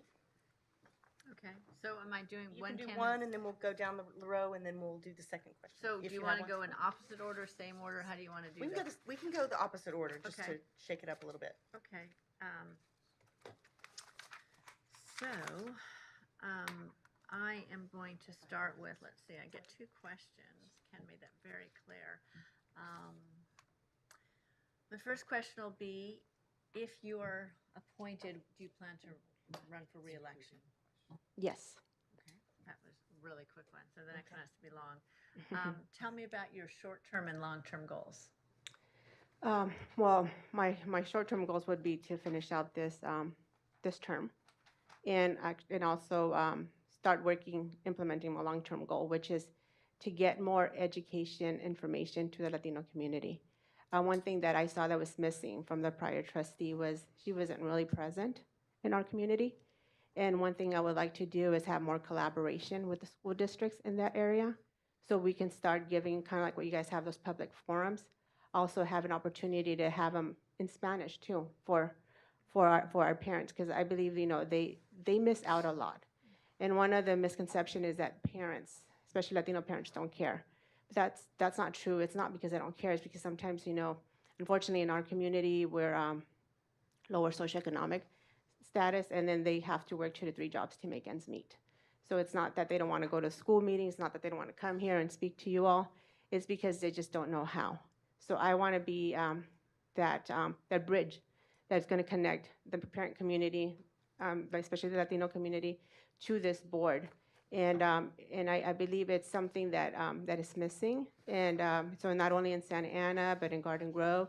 And I think we have to start also having more of a presence at the school board meetings. So I commit to attending school board meetings, speaking on behalf of parents, and also just introducing myself to them so they know that they have an advocate here too, so we can work together for the sake of our families. My long-term goal is, like you were saying, you asked me if I would run for re-election. I would, because I believe education is the great equalizer here in the U.S. I'm an immigrant from El Salvador, and without the education, I wouldn't have been able to achieve a lot of things that I have been offered. And I stand like with Dr. Williams. I think critical race theory is something that it's wrong and that they're teaching in our schools, and it's indoctrination of our kids. And it's something that I'll be committed to defending, that, we live in the greatest country ever. And it's just about giving us opportunities and, giving a hand up. We're not about handouts. It's about giving hand up. And so my commitment is just to educate the parent community of all the choices that they have rights, and continue being a voice so their voice can be elevated. So when Sacramento make legislation, they know that the parents are watching, and I'll be the advocate for them. Dr. Williams. In Minneapolis, the teachers union and the school district made an agreement that in the event of teacher layoff, race plays an important question. In fact, they made the provision that if you are light-skinned or white, that you would be the first teacher to be laid off, regardless of your seniority. Please give me your thoughts about that. I think that's very unfortunate, because I believe it should be based on performance. It doesn't matter the color of your skin. When I was growing up, I had a lot of Anglo teachers that, they're just, what this country is doing, especially, there's an agenda to really separate us, because they want us to focus on the little things, what they're trying to indoctrinate and take over our kids. That is something that I don't support. As you know, when I was on the school board, one of the things that I did question a lot was the raises, but it wasn't based on ethnicity, it wasn't based on the color of your skin, it was based more on performance. If you're performing and you're taking my child to Harvard, I believe some teachers don't even get paid enough, if that's your conviction. But I just don't believe that we should be taking race into consideration into anything, especially when it comes to merit. It should be merit pay increases. And shame on Minneapolis and also the teachers union. They're the enemy number one to public education. So definitely I don't agree with what they're doing. Do I get another question? Okay. Oh, I get another one. Okay. The Orange County Register editorial staff criticized this board for being involved in cultural wars. They endorse the incumbents, but they criticize us. What are the cultural wars that we engaged in? What are they? Well, I think that we talked about and defended the innocence of children from the California Healthy Youth Act, and how the Sacramento political elites and progressive left attacks the rights of parents. Did the Orange County Board of Education start the cultural wars, or did we just defend parental rights? My opinion, you guys defended parental rights. I think the cultural wars started by the teachers union, the California School Boards Association, by all the National Education Association. All of them, they're the ones like, what they want to do is keep us busy with non-educational stuff, so they can really come and take the educational opportunity from our kids. So I believe you all defended parents, and parents really appreciate what you did, because you did what your constituent was asking you guys to do. It wasn't something you guys just picked out of a hat. I believe there was a lot of outcry on what was going on, and you guys listened and you guys took action. I think your time is up. It is. Yes. I have a lot more I questions. know you do. but If we have time, we'll I'll let follow you, leader. Trustee Shaw. Thank you. So the Orange County Department of Education operates schools and programs for the disabled, at-risk, and homeschooled students, reviews district budgets, issues paychecks for all local school employees, provides legal services to local districts, tracks public school enrollment, and serves as an academic resource center. The county board approves the annual budget for the Department of Education, takes action on charter schools and inter-district appeals and expulsion hearings. In what areas do you believe you would make your greatest contribution to this board based upon your interest and your experience? I believe I can participate in all that you mentioned. Having served on the San Antonio Unified School District for 6 years, those are the responsibilities of school board member. And it's something that I took to heart to learn it and to really practice it. But one of my strength is budgeting. And I believe that's something that I've always been good at. And it's, I could definitely be a contribution to this board on that. And charter schools, it's approving them and looking at their curriculum and how they're set up. It's something that I also have knowledge of. When I was on the school board with San Antonio Unified School District, they gave me too much credit. They said I approved all the charter schools, but I didn't. But I did support all of them. And one of the schools that really stood out that I wasn't even able as a board member to even speak on was the one with Vista Charter School, because the board was so anti-charter school, they didn't even give an opportunity to even ask questions, just like you guys did with Oxford. And so I came here and I supported Vista Charter School and shared my experience. It's very so anti-school choice, anti-parents, but it's something that I would be able to bring with that experience on how to assess, what a good quality charter school would be. I think I'll contribute to this board. So I've written a question here. Let's say you were sitting right here and you're one of the four of us and looking at these three applicants. Why Ccse? Why you? What is it, if you were me, why would I think to vote for you? What is the number one selling point you have? I have a passion to serve my community, and I believe in parental rights. We need to empower parents and ensure that every child has access to quality public education so they can have the same opportunities that I did.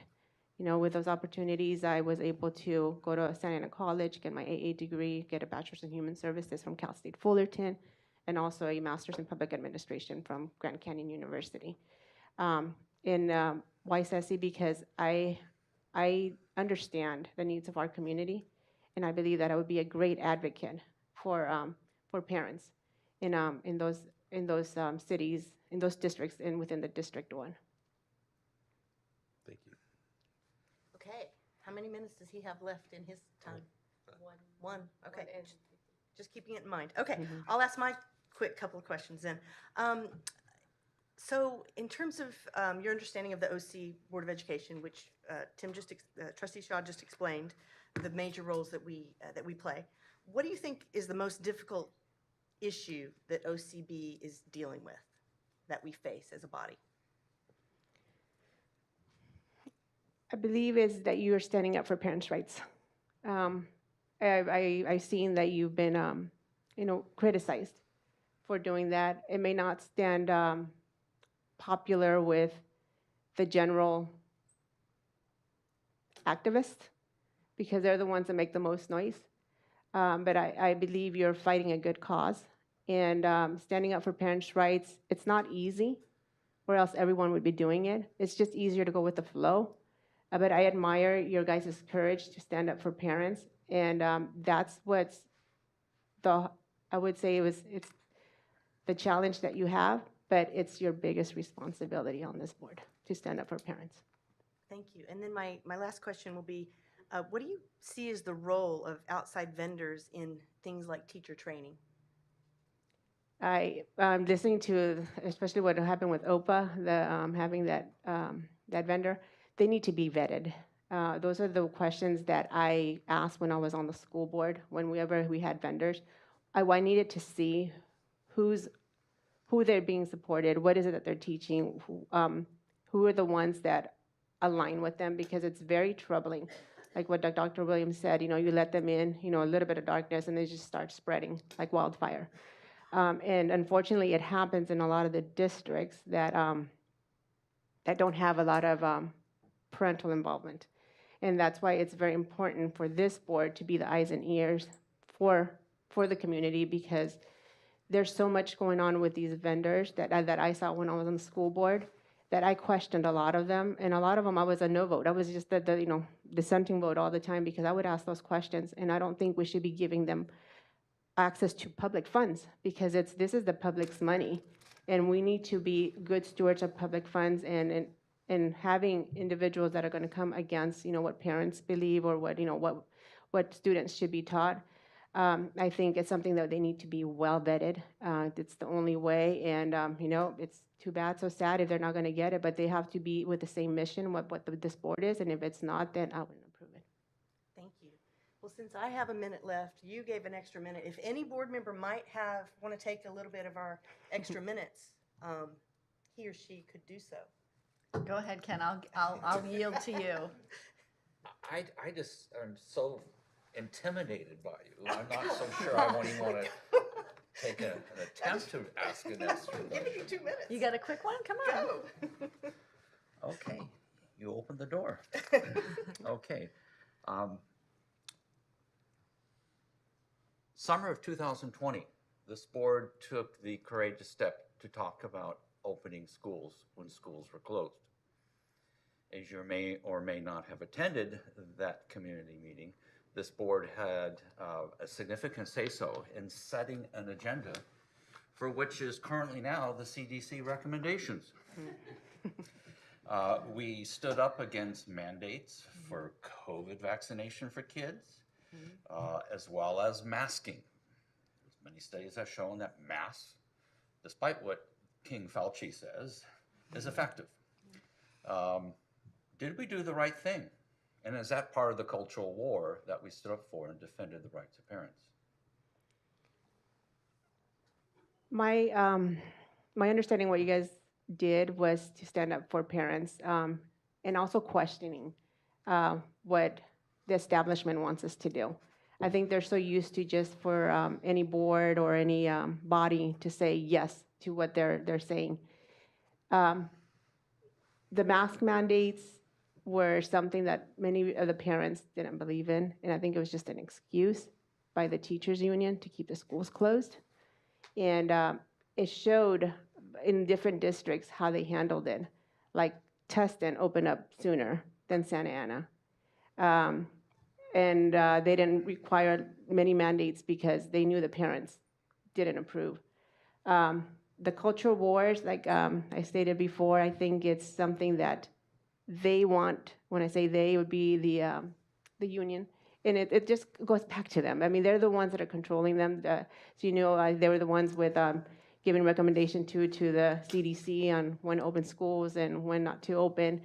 And they just wanted to get paid for doing nothing, and our kids suffered the consequences. I have one more question. We have time because we're almost to our full 20 minutes. So if you rush through that question, I'll let you have the last question. Now Attorney General accused parents, Mr. Garland, he accused parents of being terrorists, along with the NEA and a few other organizations. He accused them of being terrorists. How do you feel about being accused of being a terrorist? Because you have certain perspectives and political beliefs and cultural beliefs that are different than Mr. Garland.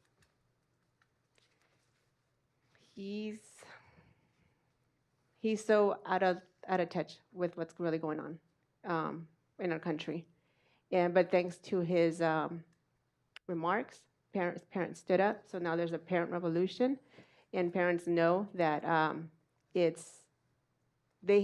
a way what he did was took out the blindfolds from parents, knowing that the ones that were controlling all this were the special interests, which were the teachers union, and they're the ones that led him because it's political. They want to politicize everything in order for our kids to be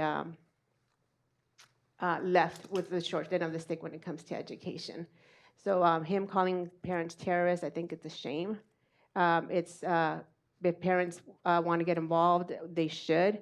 If anything, being a terrorist, they're the terrorists to our kids because they're the ones that are they're stopping the growth of our education for our children, and they shouldn't be intimidated. Parents should not be intimidated because they just use buzzwords, but it costs them a lot. And because of him, I think it was Governor Young Kim.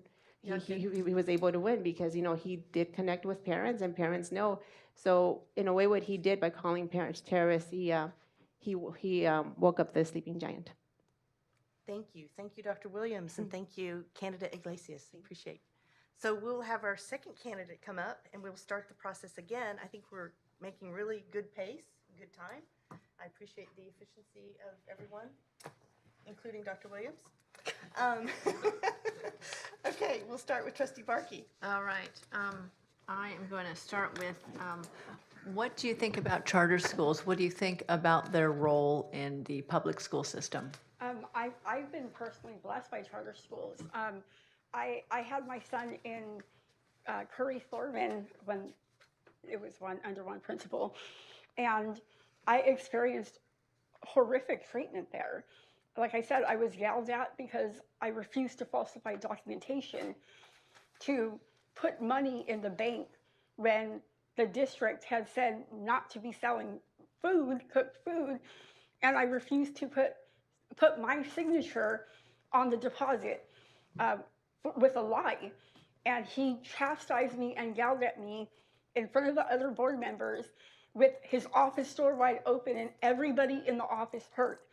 From that moment on, the other board members treated me horribly, horribly. I was forced to put on a jogathon by myself for both schools, and that marquee that he has out there makes me so angry every time I pass by it, because our students got bus rides to the library instead of field trips. I was so sickened by it. I personally, as a low-income mother, single mother, would not have had an opportunity to homeschool my child had it not been for the opportunity to enroll him into a charter school. And he has got the best education through charter. They come alongside, they provide the funds for the education materials. We were able to do field trips because of it. And the community that we have, the other mothers coming together from the charter schools, just being able to have our kids together and growing up together. And it's been the most amazing blessing in my life. And even now, with all that's going on and with all the concern of parents, I point them to charter schools. If they feel like their schools are not doing what they're supposed to, I send them to charter schools. Yes. Okay, thank you. And my next question will have 3 parts, so President Sparks doesn't have to come back to me. Do you plan to run for re-election, and what are your short-term and long-term goals, please? Yes, I absolutely plan to run for re-election.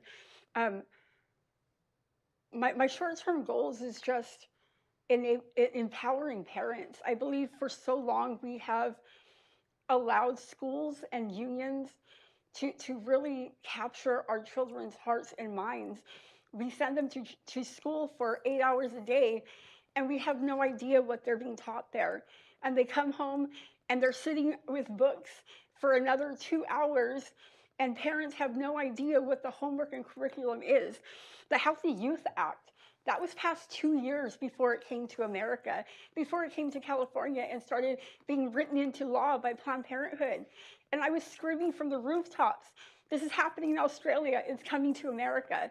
And nobody listened until it was too late and it was being implemented in our schools. Our parents need to know what's going on. And I feel like we're always on the back foot. We're always playing catch up. We're always playing, oh no, it's here. Now what are we going to do? Instead of taking the lead and enacting like what you all did with the mask mandates. I can't wear a mask. I have a trach on my face, or on my neck, sorry, my face, my neck. And my son would wake up in the middle of the night to check to see if I was still alive. I had him sit and do a paper looking at SARS-CoV-2 versus the other SARS viruses and identify similarities and differences. And he wrote a paper for his school explaining that a SARS-CoV is the same exact as other SARS. They have the same spike proteins. They act the same exact way. And then we went ahead and looked at the First Amendment and the Constitution in 5th grade, the constitutional the limitations on the First Amendment on the Supreme Court decisions.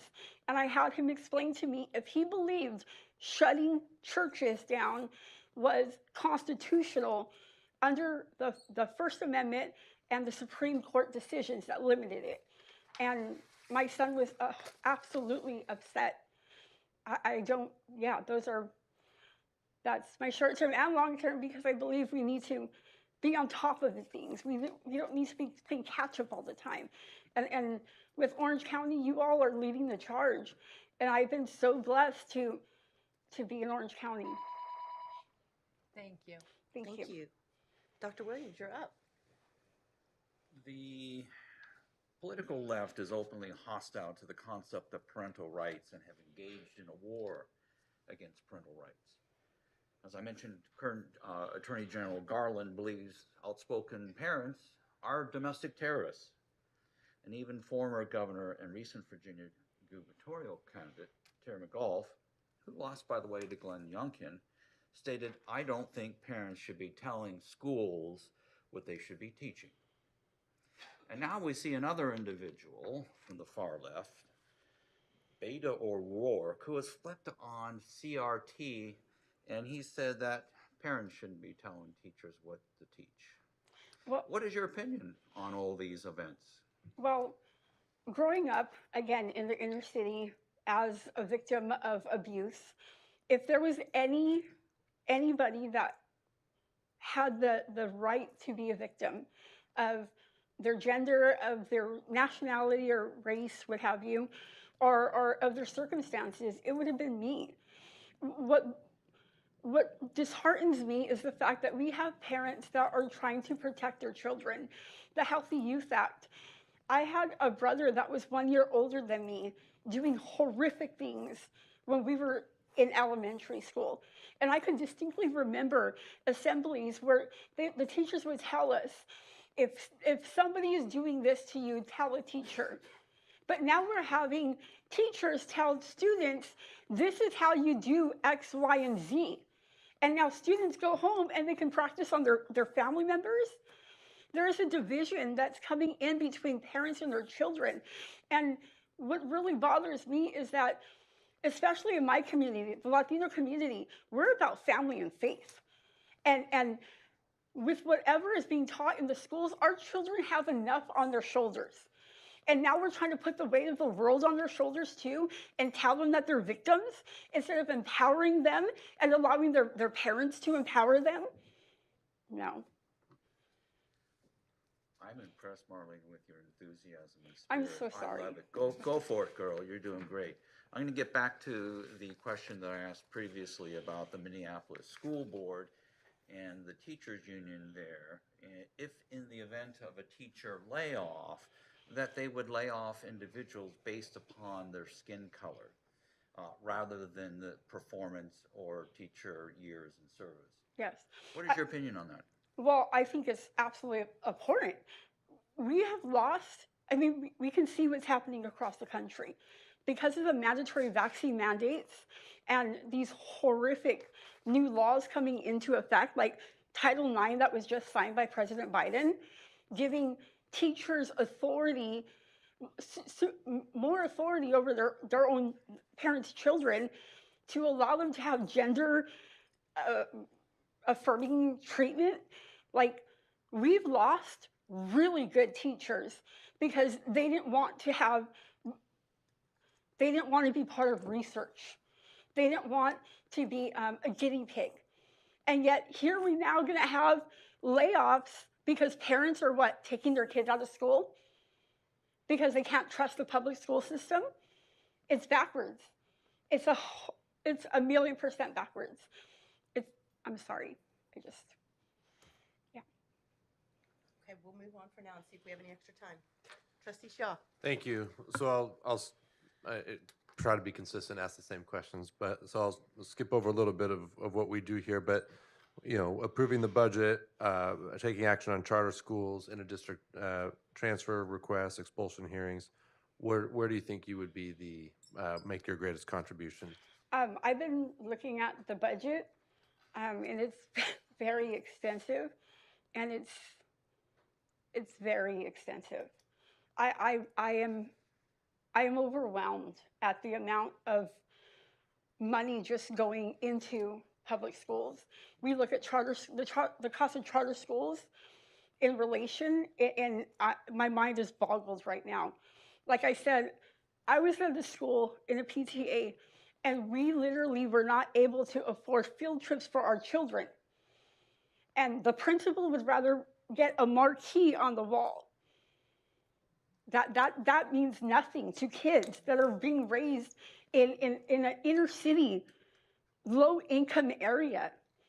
A marquee to have lights fly by, that's wasteful spending of money that could be used for children. And charters, just like what was happening today with OPA. I mean, 100%, we need to understand what vendors are coming in, what we're exposing our children to. You all are amazing. The way that you oversee, the way that you oversee just every school and every dollar coming in, and I applaud you. I'm really grateful for you. So along those same lines, I have the question of if you were one of the 4 trustees having to pick out of the 3 applicants here, why Marlene? What's your number one, the reason we should pick you think? My entire life is about serving. Even now, I'm as a suicide survivor, I travel Southern California going into schools. I go into high schools, I go into junior high schools, and I give children hope, and I give them a reason to continue pushing forward. During the entire lockdown, I had these kids reaching out to me, telling me that they were thankful that I was giving information that they weren't getting anywhere else. This is what we need, is we need somebody to come forward and be that voice that's going to be able to reach the kids. I don't look like the other candidates. I don't sound like them. I have tattoos. I'm genuinely me. And my heart is to reach the kids and to be a voice for the parents. I just wanted to say I agree very much with Ken. You're doing a great job, and your spirit is very, very strong, and we appreciate you being here. Thank you. Thank you. I agree. Well, I'm going to, for consistency, ask similar questions as before. What do you think is the most difficult issue really facing our board that you've seen? The lies and the falsehoods. You all are the voice, the voice of one crying in the wilderness. We don't have that. And when you all brought forth that regulations to open up the schools in 2020, my heart leapt for joy, because I couldn't believe that there was somebody out there that was screaming for our children. We have children that were locked in homes with their abusers. We have children that didn't come out of it.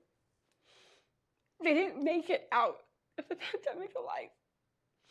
And I'm so grateful for you for taking that stand that other school boards in the nation were able to turn around and copy.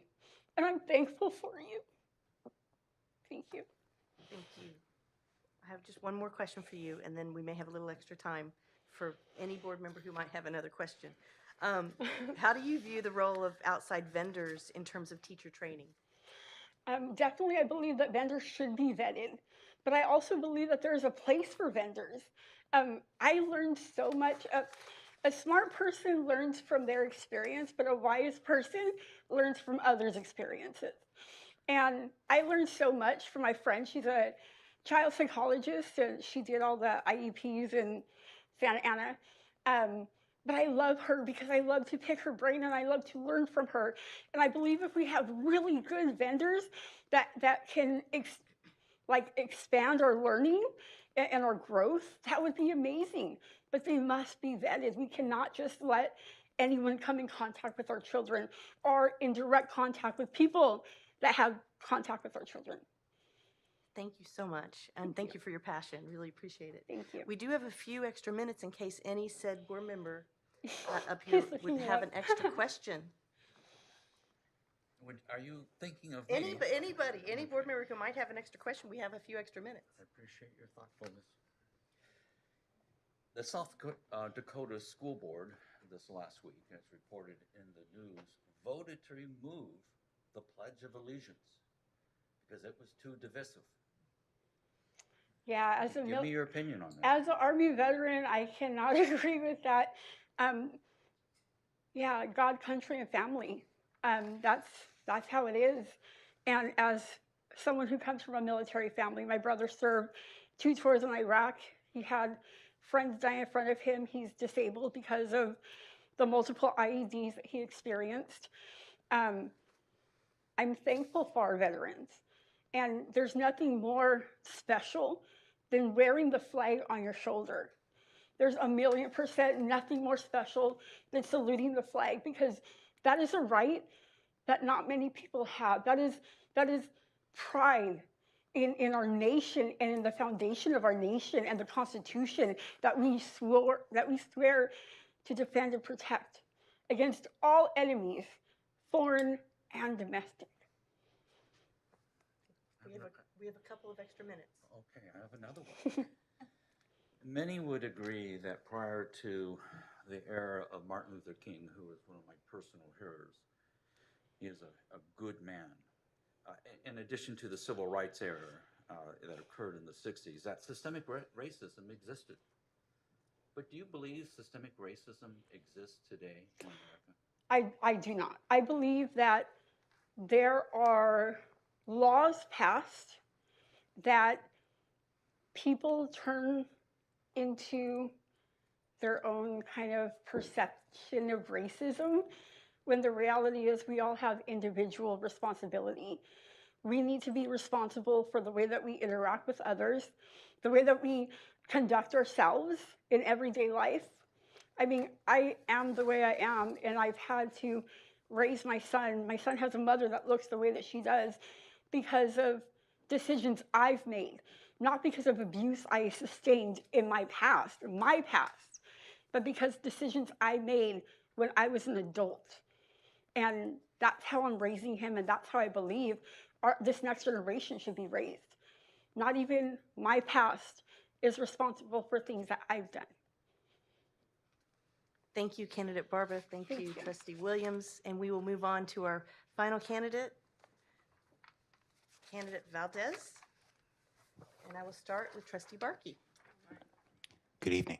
Good evening. I'm going to start with, do you plan on running for re-election? Your short-term and long-term goals is my first question. I do plan to run for re-election. If I am appointed, I will be contacting my campaign treasurer to begin a new committee as early as tomorrow. I would start the fundraising efforts as early as tomorrow. As far as my short-term goals, I believe it would be my responsibility as a trustee for District 1 I'm going to pay a personal visit to every public school and every charter school in my district. So I'm going to set out a plan over the next 6 to 9 months and make sure that I'm going to visit the campus of every school in my district. You got a lot of them in District 1, so be careful. Get your walking shoes. All right. And I'll report back. Well, I mean, the reason for that is I need to know, what's happening on the ground. If I'm going to represent a group of people, this is, just what I believe. I need to know what they're thinking, how we can help them, from our perspective, what we can do for them. So that would certainly be my short-term goal. This can tie in with a long-term goal. What do you think is the biggest contribution this board can make, and how do you fit in with that over the next 2 years or beyond? Well, I mean, the biggest contribution is something that you guys are already doing. I mean, you are bucking the tide of California, and that it is really, really difficult to be right sometimes. And it's really, really easy to be wrong, when you're just, catching a wave, so to speak. The biggest contribution is parental rights. I absolutely believe in that. I know the other candidates do as well. There's nothing more important than having a parent make a decision for their child, whether it's a public school. And I want to make clear, I am not against the public school system. I grew up and went through a public school system. I will absolutely respect the public schools. I will respect the teachers union. Nonetheless, I do believe in choice. And if a parent believes a public school is a better fit for their child, then great. If they don't, then they should have an opportunity to move that child to where they see fit. Thank you. Okay. Dr. Williams, you're on deck. Okay. Leading off with the question that was brought up by a public comment by Linda Cohn, Assembly Bill 1184. You may not be familiar with that, but the essence of that bill is prohibiting parents from knowing the medical emotional status of their children. There is a great effort in our community as well as this nation to treat those kids who suffer from gender dysphoria, especially those kids at risk, and no one's arguing that we should ignore. In fact, we should take care of those kids, providing whatever cognitive or psychological support and treatment that is needed. But what's happened is that parents have been removed from the equation.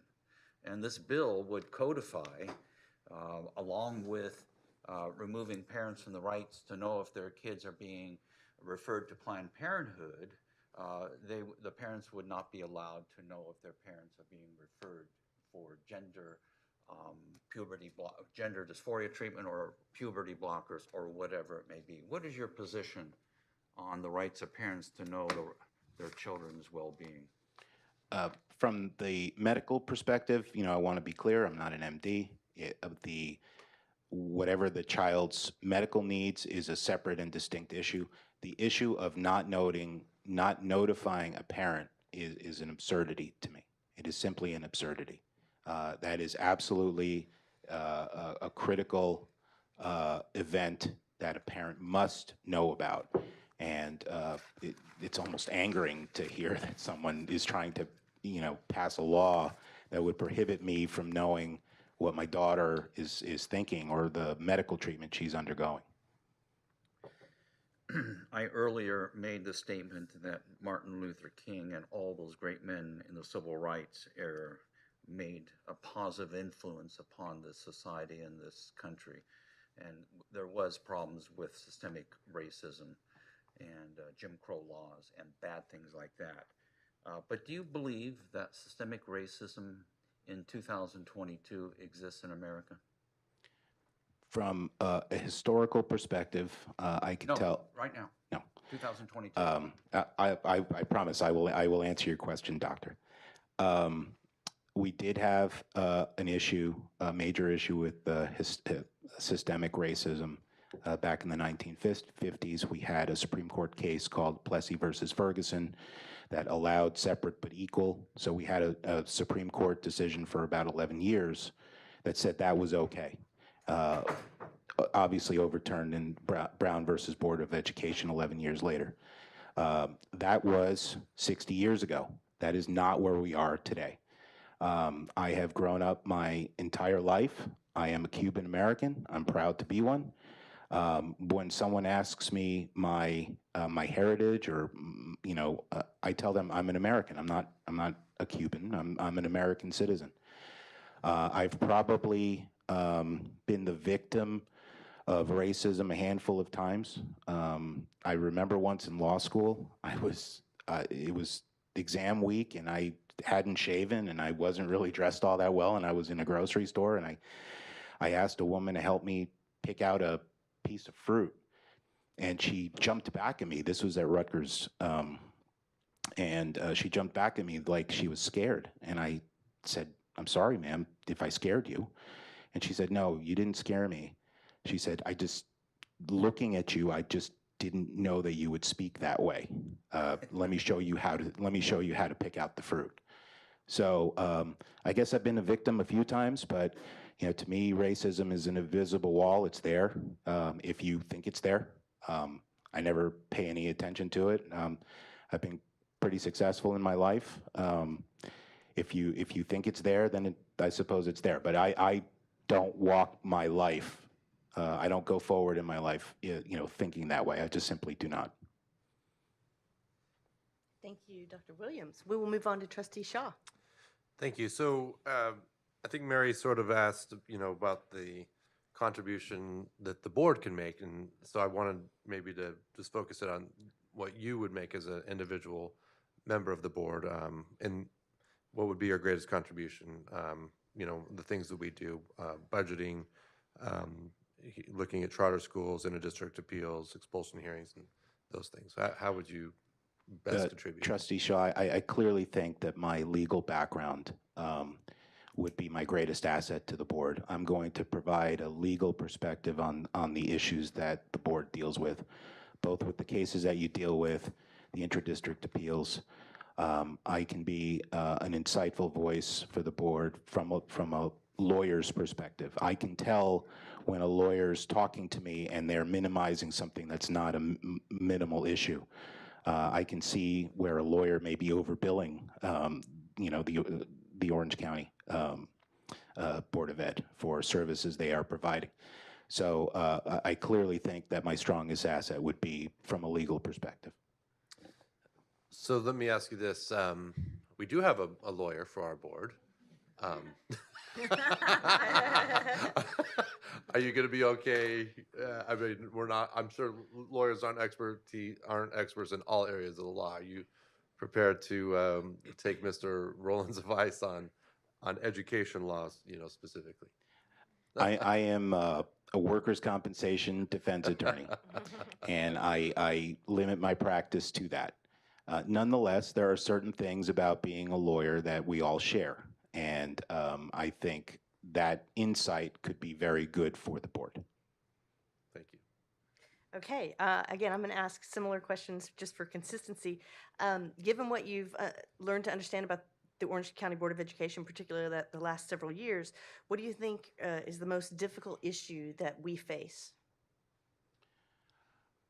I think the board has been branded in a way that's completely unfair and unjustified.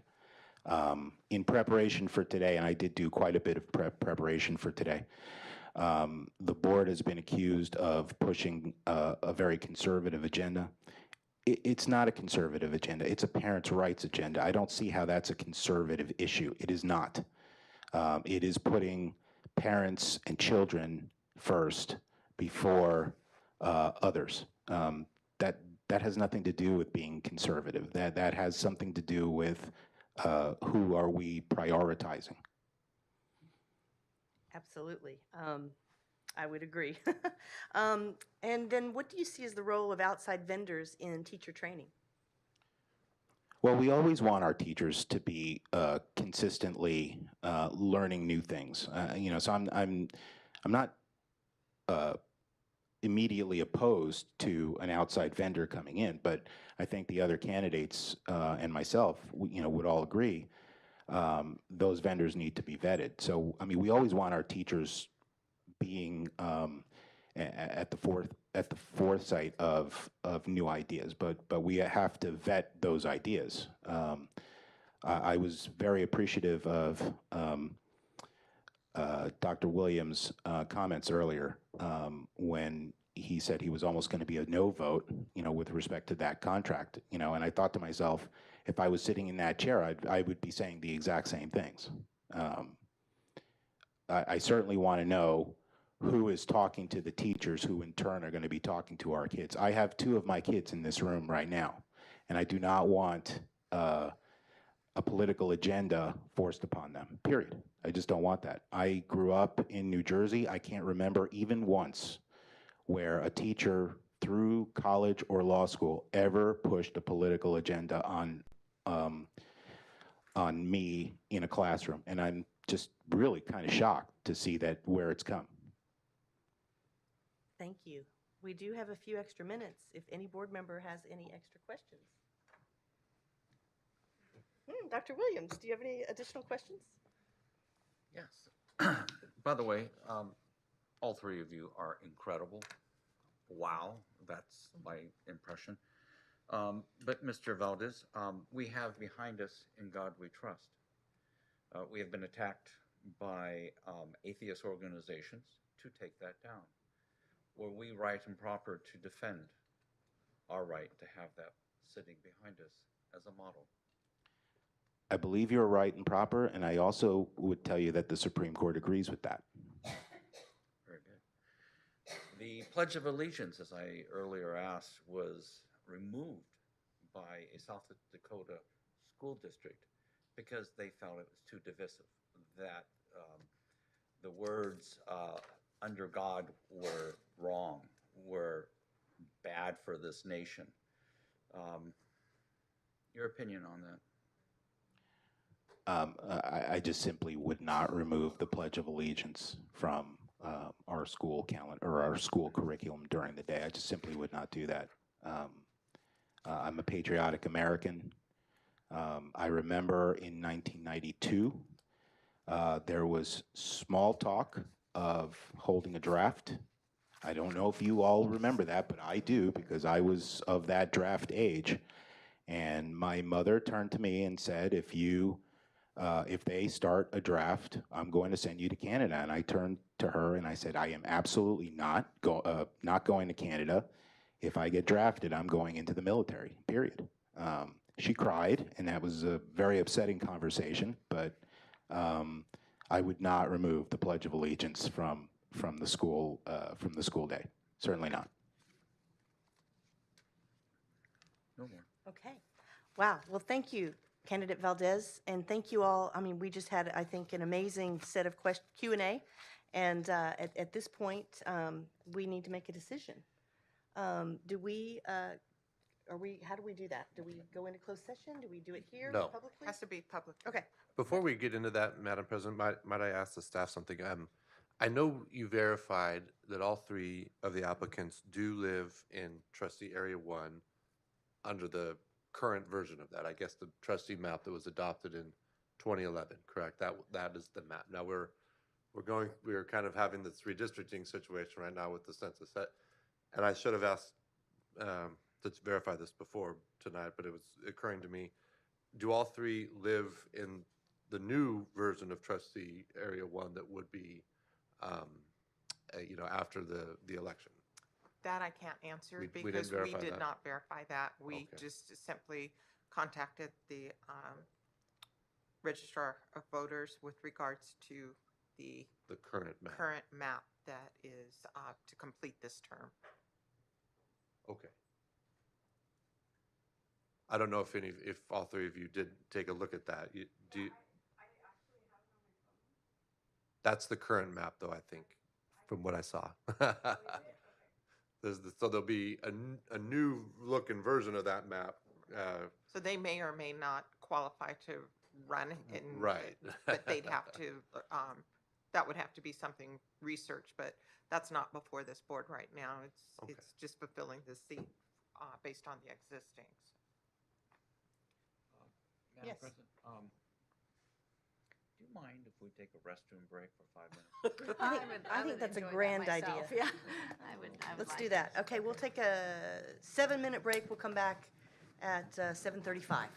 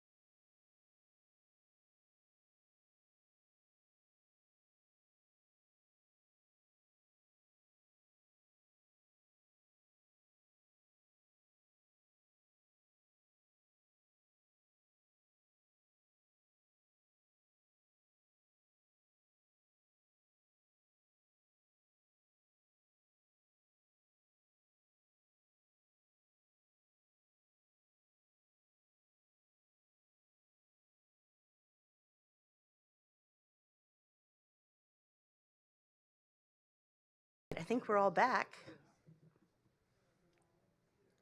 Thank you all for coming back. Here we are.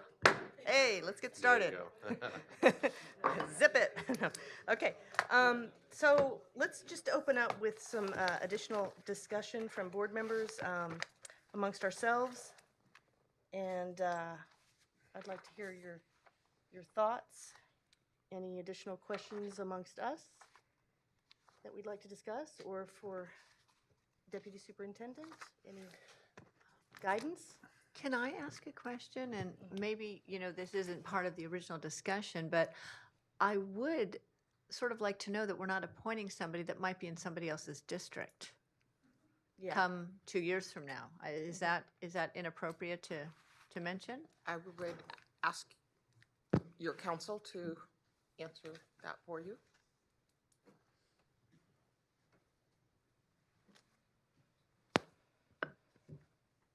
We didn't do the research to determine whether the candidate would be residing in the upcoming redistricted trustee area, simply because the redistricting is still being litigated and we don't really know which district that they would be coming of. But the purpose for this agenda item is to fill the vacancy.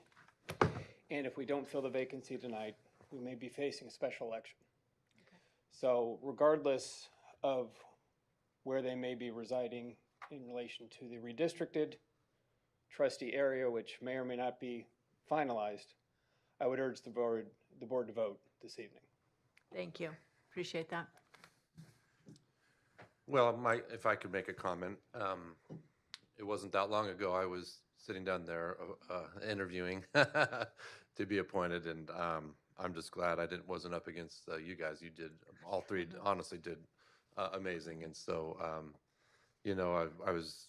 It's very difficult to choose between a good applicant and other good applicants, of course. But in all sincerity, I believe all three of you guys are very well intentioned. Your hearts were in the right place, and you're interested in serving and doing what's right. So I commend all three of you in all sincerity. I know that might be easy to say since I'm about to vote against two of you, but I really feel like we can't go wrong, honestly, with all three of these applicants, and so I'm just really proud of how all three of you did. I would definitely echo those comments. Each of you spoke with passion and conviction, and you could tell that you had done a lot of research. The candidate pool was small but mighty, really amazing, very impressive. And so could we just use that hat again and just pick out of the hat? Just kidding. And I would concur with the comments. You guys all were amazing. And yes, Tim would have had some really tough competition if you'd interviewed with him.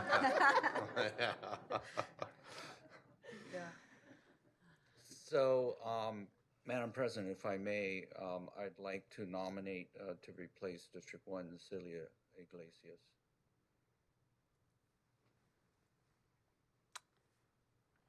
I would nominate George Valdez.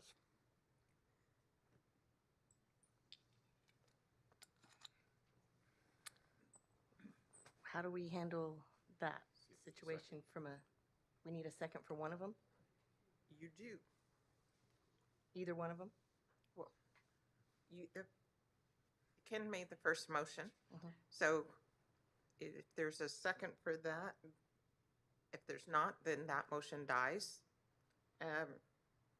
You can do it one of two ways, because since Tim spoke up, now you have a subsidiary motion also. So I'm not sure, point of order, how you want to move forward in terms of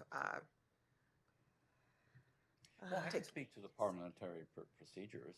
So my nomination was not seconded, so it doesn't go anywhere. Tim's nomination wasn't seconded, so it doesn't go anywhere. So we start over.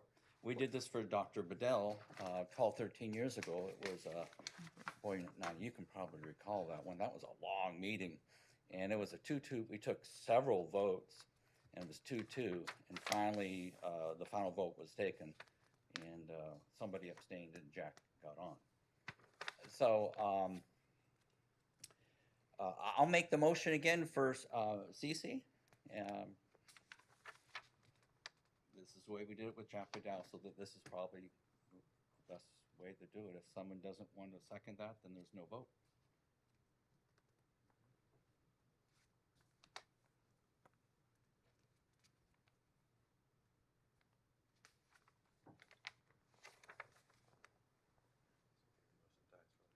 Yeah, Okay, it so dies for lack of a the second. motion dies. So what's next?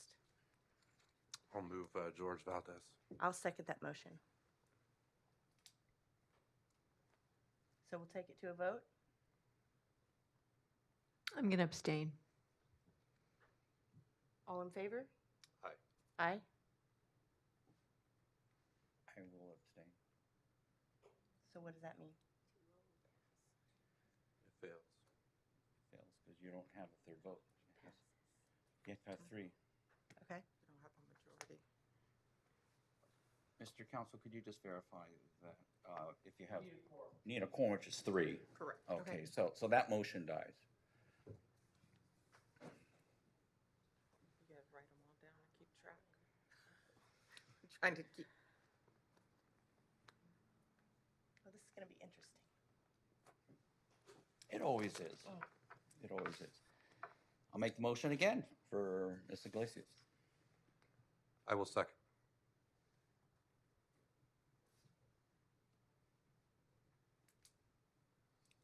So we have a motion and a second. It's on the floor. Any questions? Comments? Otherwise, we go to a vote. Any comments or questions? No, I think I'm going to abstain just because of my working relationship.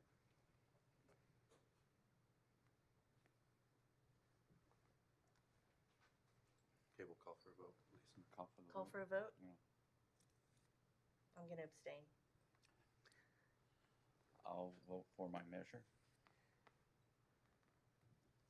Your vote? Oh, I'm voting aye, Okay. but But it fails.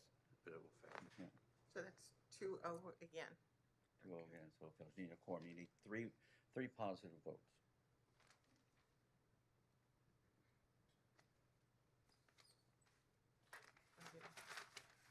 It's kind of like voting for the House Speaker in Washington, D.C. Sometimes you make it, sometimes you don't. It takes several votes. Or it's like voting for the Pope. I will make a motion to appoint George Valdez. I'll second it.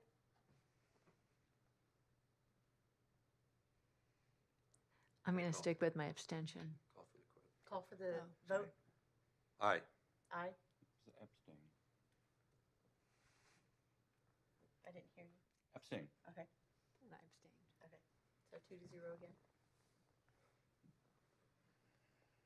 So the consequences of not finding someone is, I believe, the estimated cost from the last time we met was like $1.2 million. Help me out but that was I don't think it was that high, but I think there's a question of whether or not this would become part of if it could go into the general election in November, and so the cost would be substantially less, but I haven't verified that. I don't know if either council has. I think it goes to within 60 days. When did Becky resign again? What was the date? July 1. July 1. Okay. So and it's 60 days. 60 We have days. 60 days. So it's really, Technically, it's July 2nd. I mean, we're Close of already day. a month and a half into her resignation, so we don't have a lot of time. I mean, it's kind of now or never, I would say. If we're making an appointment, otherwise we're going to have a vacancy for even a longer period of time and the cost of that election. So I would urge my colleagues to find a way to come to a consensus here. As would I. I think, I meant it when I said it. I think we do have several good options here. We just got to come up with one of them. So, can I try again? I'll nominate George Valdez. I'll second it.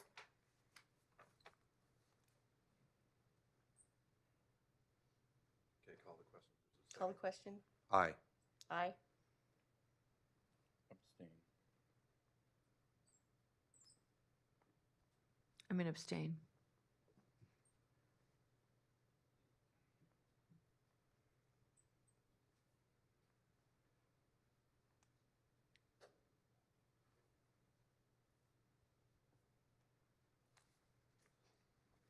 I'll make a motion to again appoint Ccse Iglesias. I will second. Call the question. Aye. Aye. Abstain. Abstain.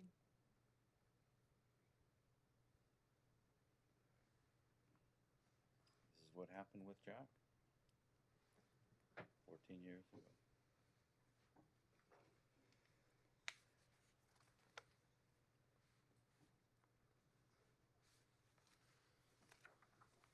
I've voted for George and Ceci, what, 5 times now?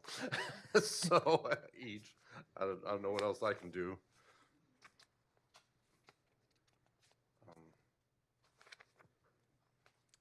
I will nominate George Valdez. I will second it. Okay, call the question. Call the question. Aye. Aye.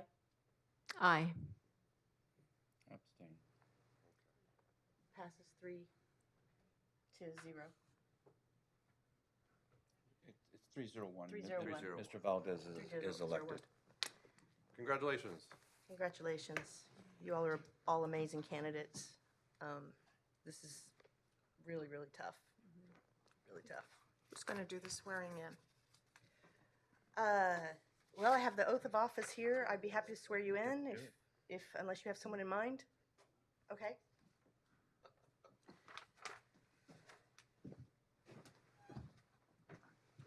Maybe if you both stand there, because then we can pick it up on the microphone. Right here? Mhm. Okay, so, Or you can switch it back and forth between you. all right, so you hold up that hand. Your right You hand. need to talk louder or either have the microphone closer to you. Okay, you hold up the right hand. We'll both speak into the microphone. And you say aye, and then you state your name. I, George Valdez, Do solemnly swear do solemnly swear that I will support and defend the Constitution of the United States that I will support and defend the Constitution of the United States and the Constitution of the State of California against all enemies, and the Constitution of the State of California against all enemies, foreign and domestic, foreign and domestic, that I will bear true faith and allegiance that I will bear true faith and allegiance to the Constitution of the United States to the Constitution of the United States and the Constitution of the State of California, and the Constitution of the State of California, that I take this obligation freely that I take this obligation freely without any mental reservation without any mental reservation or purpose of evasion, or purpose of evasion, and that I will well and faithfully discharge the duties and that I will well and faithfully discharge the duties upon which I'm about to enter. upon which I am about to enter.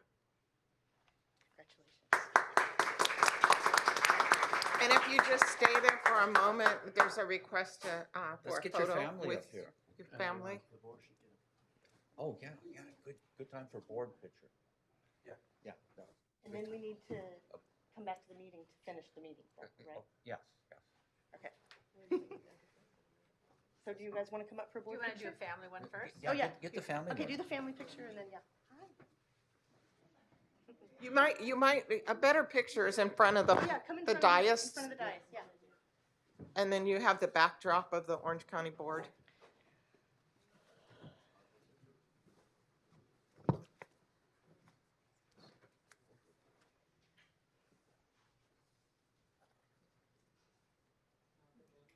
And the board members, they'd like a picture with the board members?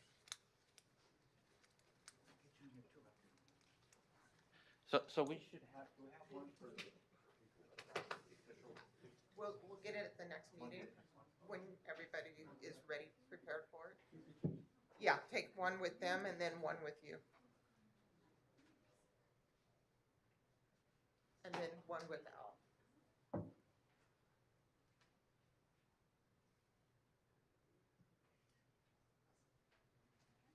You need to get in the front. Wait, Al. She's gonna get one with all of you in there, and then she'll get one without you in there.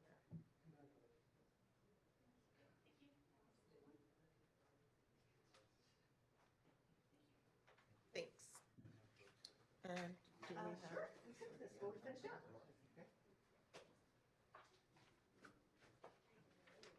Yeah, we'll order a name. We'll order a nameplate.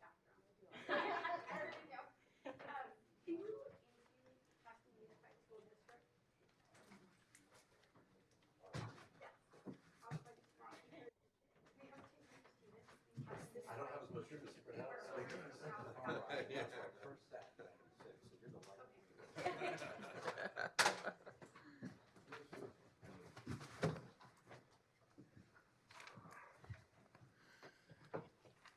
Next meeting, you'll have papers in front of you. Okay, well, that was exciting.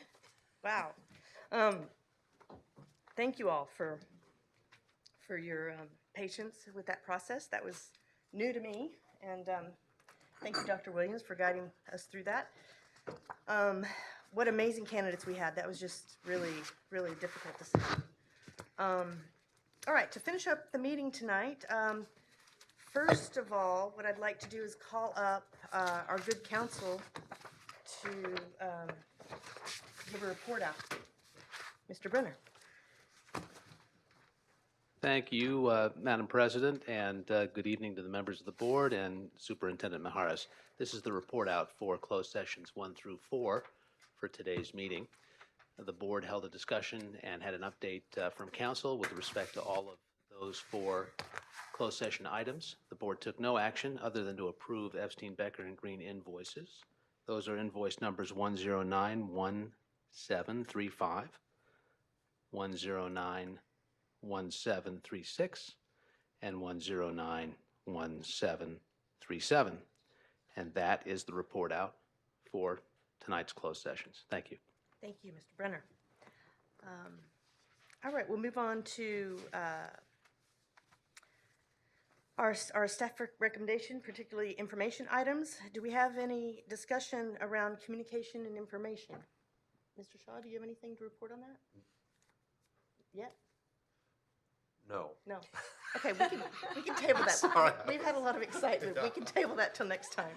No problem. Anybody else have anything related to the communication or information discussion? Are you going to talk about 286? Oh, sure. I think we posted a press release about the latest kill bill of SB 286, which is really very good news. And essentially, that bill was it was proposing to move the Orange County Board of Education elections from the primary cycle, which was in June, like we just had, to the November cycle, the general election cycle. But yet not, at the same time, have the superintendent run at the same time as us. So it's a bill that didn't make really any sense whatsoever, and it ended up getting killed. And we do have a press release up about that on our website, if you'd like to kind of read into the details. And there will be some coverage forthcoming, because people are interested in how that played out and all the steps along the way, because it was sort of fraught from the very beginning. Mr. Rowland, do you have that available to read into the record, that press release? I don't have it, but it's on the. You want to wait till you get to the mic? Thank you. I don't have it on my person, but it is available on the board's website. If somebody can bring it up, I'd be happy to read it into the record.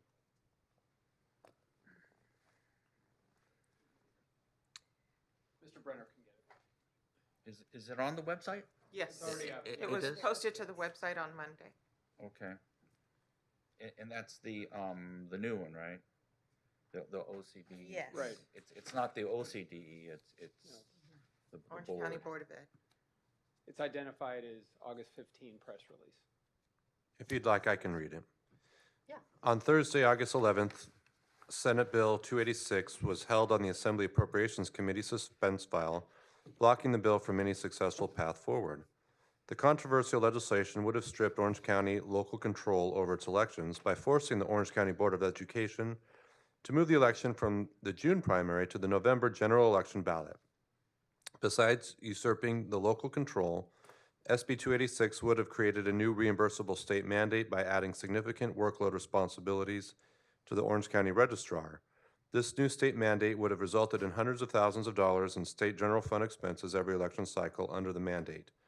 Quote, "This is a victory for Orange County voters, local control, and common sense electioneering," Board Chair Dr. Lisa Sparks said. Rather than meddling in local school elections, lawmakers in Sacramento should be focused on solving the many real problems facing our state. The tabling of SB 286 is a significant win for the Orange County Board of Education, whose charter county status allows the board or county to adopt a resolution to adjust election dates if needed. The board has long seen SB 286 as an intrusion into local control of Orange County elections and officially opposed the unwanted and unnecessary legislation. Thank you, Trustee Shaw. I appreciate that. So we could move on to superintendent announcements. Yes, thank you, Madam President, members of the board, and congratulations to new board member Valdez. Thank you. It's nice that your family Thank you. was here tonight. And I do want to say that having sat here and listened to the other candidates, it was extremely enlightening. And I think it was mentioned by the board, people spoke with passion and conviction and with a calling to do everything possible to keep our parents advised. And, you know, we've established on our webpage a special spot for us to put updates in terms of laws or whatever policies that may be forthcoming or have been enacted by the legislature. We're putting information on there in terms of what parents should know regarding laws that emanate from the legislature or from Washington, D.C. So, and all the parents, I mean, all of the candidates that spoke, they were passionate about keeping parents informed, and I do appreciate the fact that the board has also taken that up as a number one mandate.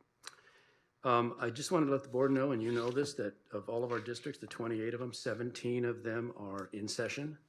So gone are the days when you would start school after Labor Day. We just don't have the luxury for that. One of our districts sponsors a year-round calendar, that's Irvine Unified, so they really never stop. They just continue going around the clock. And I'm pleased to say that the superintendents and board members have done a great job in preparing their schools to open.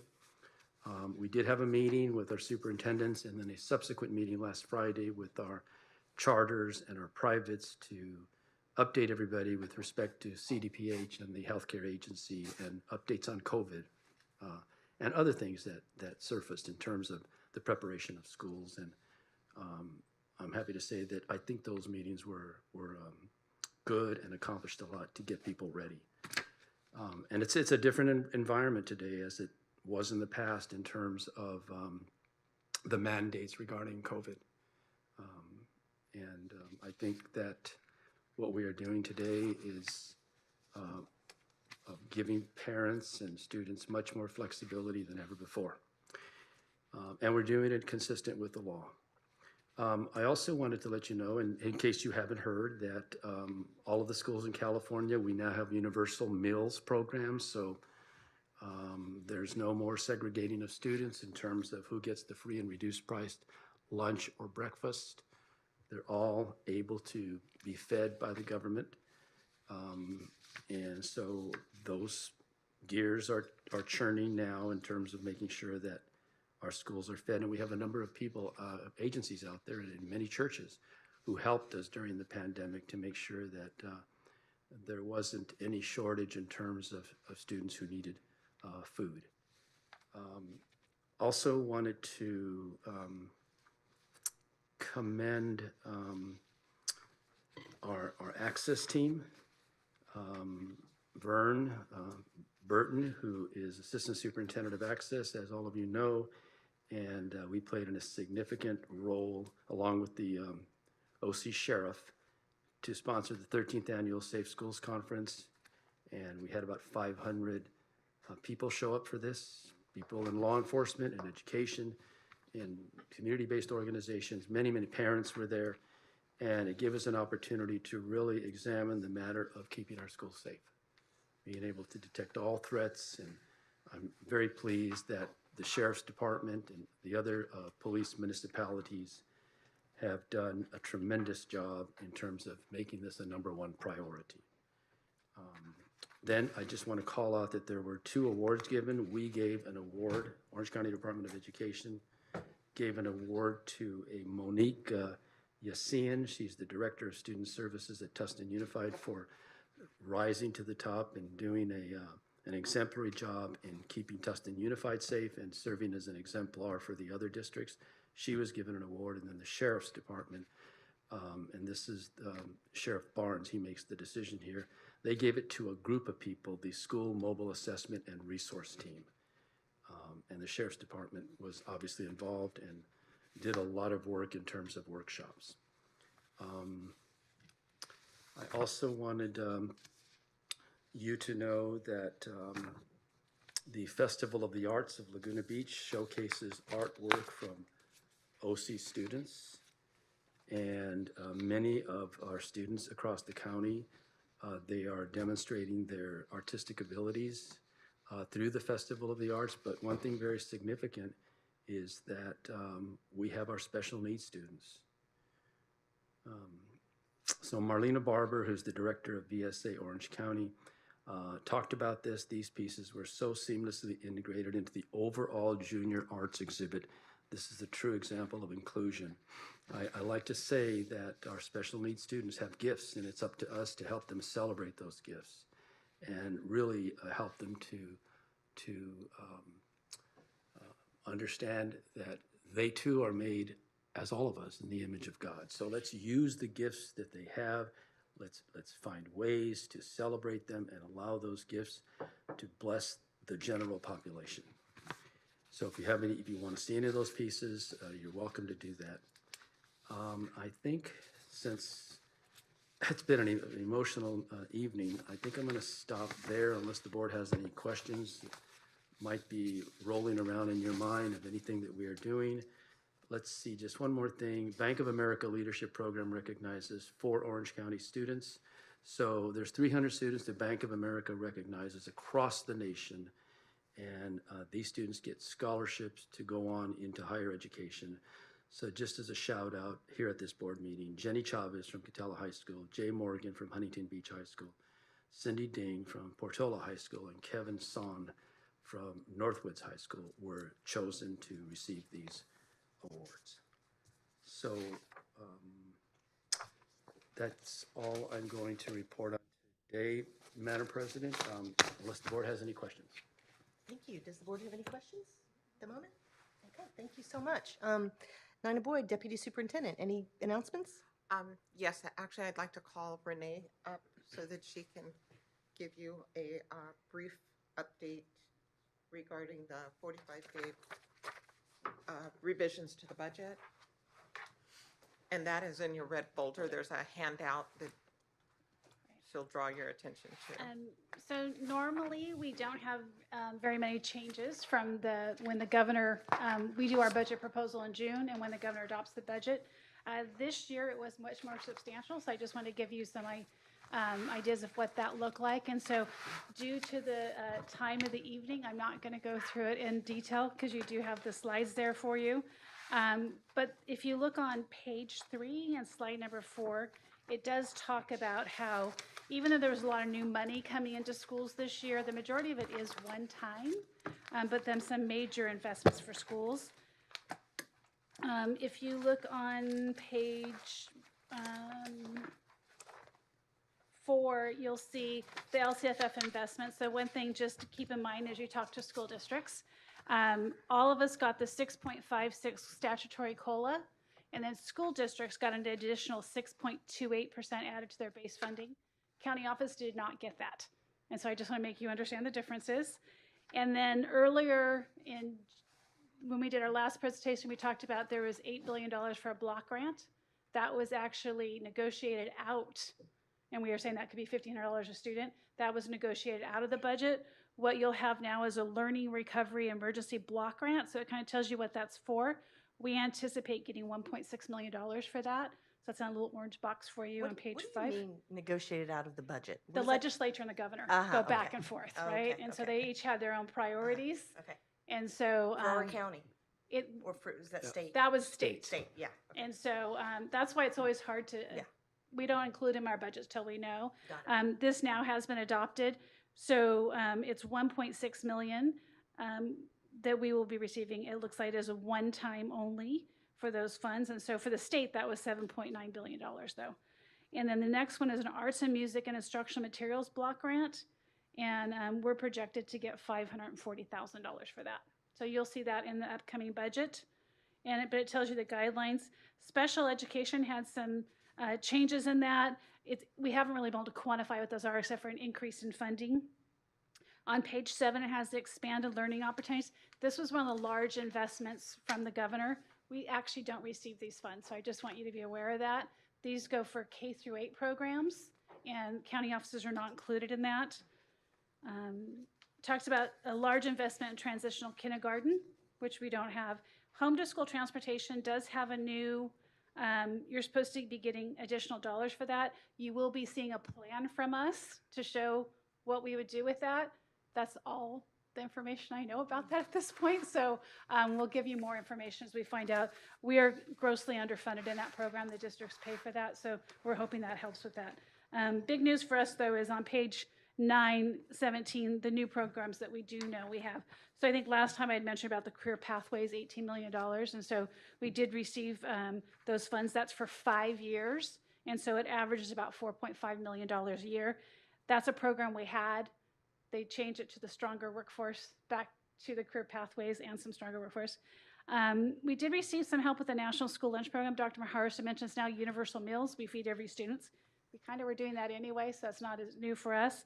But we're having a lot of supply chain issues and cost inflation, so we're getting additional $20,000 for that. There is funding for the pilot program for Community School Partnership Program so that our access program can implement MTSS across all of its school sites. And then we had talked about a change for the county office funding model. And so we did receive that. I saw the preliminary dollars for the first time today.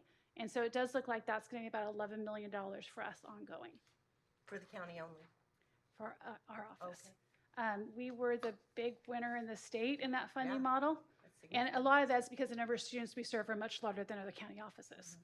And so it goes on based on the number of students in the county and also the number of districts we serve. And so that is for our county operations. And so a lot of that goes back to the local control accountability plan and the LCFF requirements that are on our office to oversee. And then on the last slide is we anticipate getting $2.8 million for the classified school employees teachers credentialing program. We've had that in past years. That's getting refunded. So this would help our classified employees who want to become a teacher to give them their tuition paid. So we are very excited about that. I had mentioned before the statewide model curriculum. We had originally been told we'd be received $900,000. We're now getting $1.2 million for that. And that's for specific subgroups that Orange County has a high population in. And so if I'm going to remember them correctly, I'm looking at Dr. Morris. I think it's Hmong. Chrissy knows Laotian, Cambodian, and Vietnamese. So it's $300,000 for each of those. And then I just mentioned that the 2 other programs we talked about in the previous we're not getting. And that's it. Okay, question.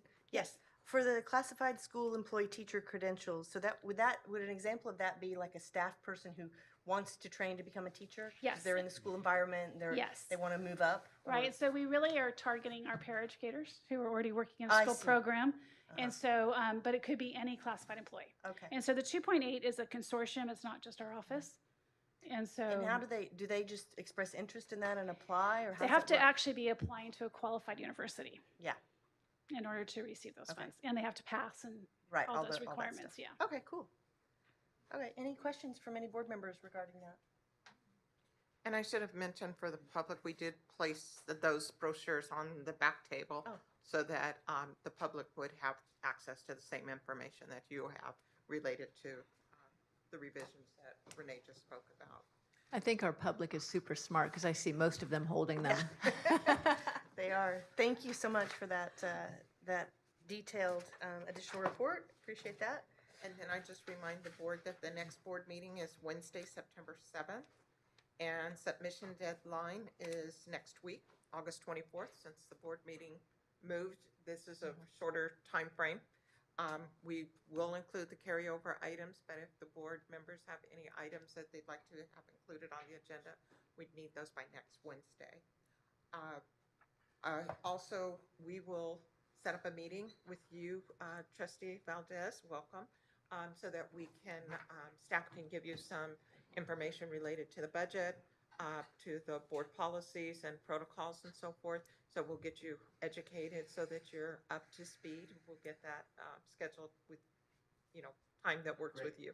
Okay. So don't feel like you'll come into the next meeting and be at loss. We'll try to get that scheduled if your calendar permits prior to the next meeting. Great, thank you. Okay. And does that include some Brown Act training and things like that as well? I will go through an overview of knowledge, but we don't provide a Brown Act training. Okay.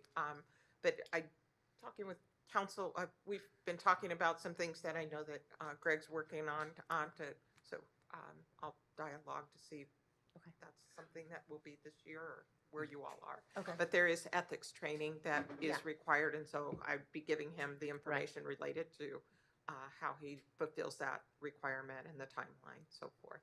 Okay, I just remember when I did my little training, you had at least some information on. Yes, on and those I had a kinds of little things. brochure, Yes. I mean, a pamphlet and handout, so yeah. forth. Right, yeah. okay. So we'll put all that packet of information together and we'll sit down, spend as much time as he needs to go through, and then we're always available to answer. I'm your liaison, and so questions that you have, so that there's not a violation of Brown Act with fellow board members and so forth. And then Drew supports the correspondence as well as getting the agenda and so forth together. So. Okay, wonderful. Thank you. Anything else, Nina? Nope, I think we covered everything that we have. Okay, any other updates from any of our board members? I'll just mention that a few weeks ago, I stopped by Vista. It was their first day that staff was back, and I was able to see all of their upgrades and renovations, and it's very exciting what they're doing there, and they're continuing to expand. So I was out there, and it was very, very exciting to see what's going on out there. And very hot. Yeah, it was hot. It was hot as well. But they've got, their gaming room. There's so many things just that are going on there that are really, really excited about students. So. Okay, Trustee Shaw, anything? Just want to say welcome to Trustee Valdez. Great job. Thank you all. Thank you. Trustee Williams, any final words for tonight? Great job. Well, thank you. You did a good job. We may have made a record. I'm not sure. It's still 8:15, but 4 hours and 15 minutes is not too bad for everything we had on the agenda. Hopefully, it was a decent pace. I was so impressed with the candidates, and it was a really, really tough decision, but I certainly welcome you, Mr. Valdez, to the board. We're very excited that we didn't have to go to a special election, so thank you all board members for walking through that together. And I look forward to adjourning the meeting tonight and seeing you all in a couple weeks. Meeting adjourned.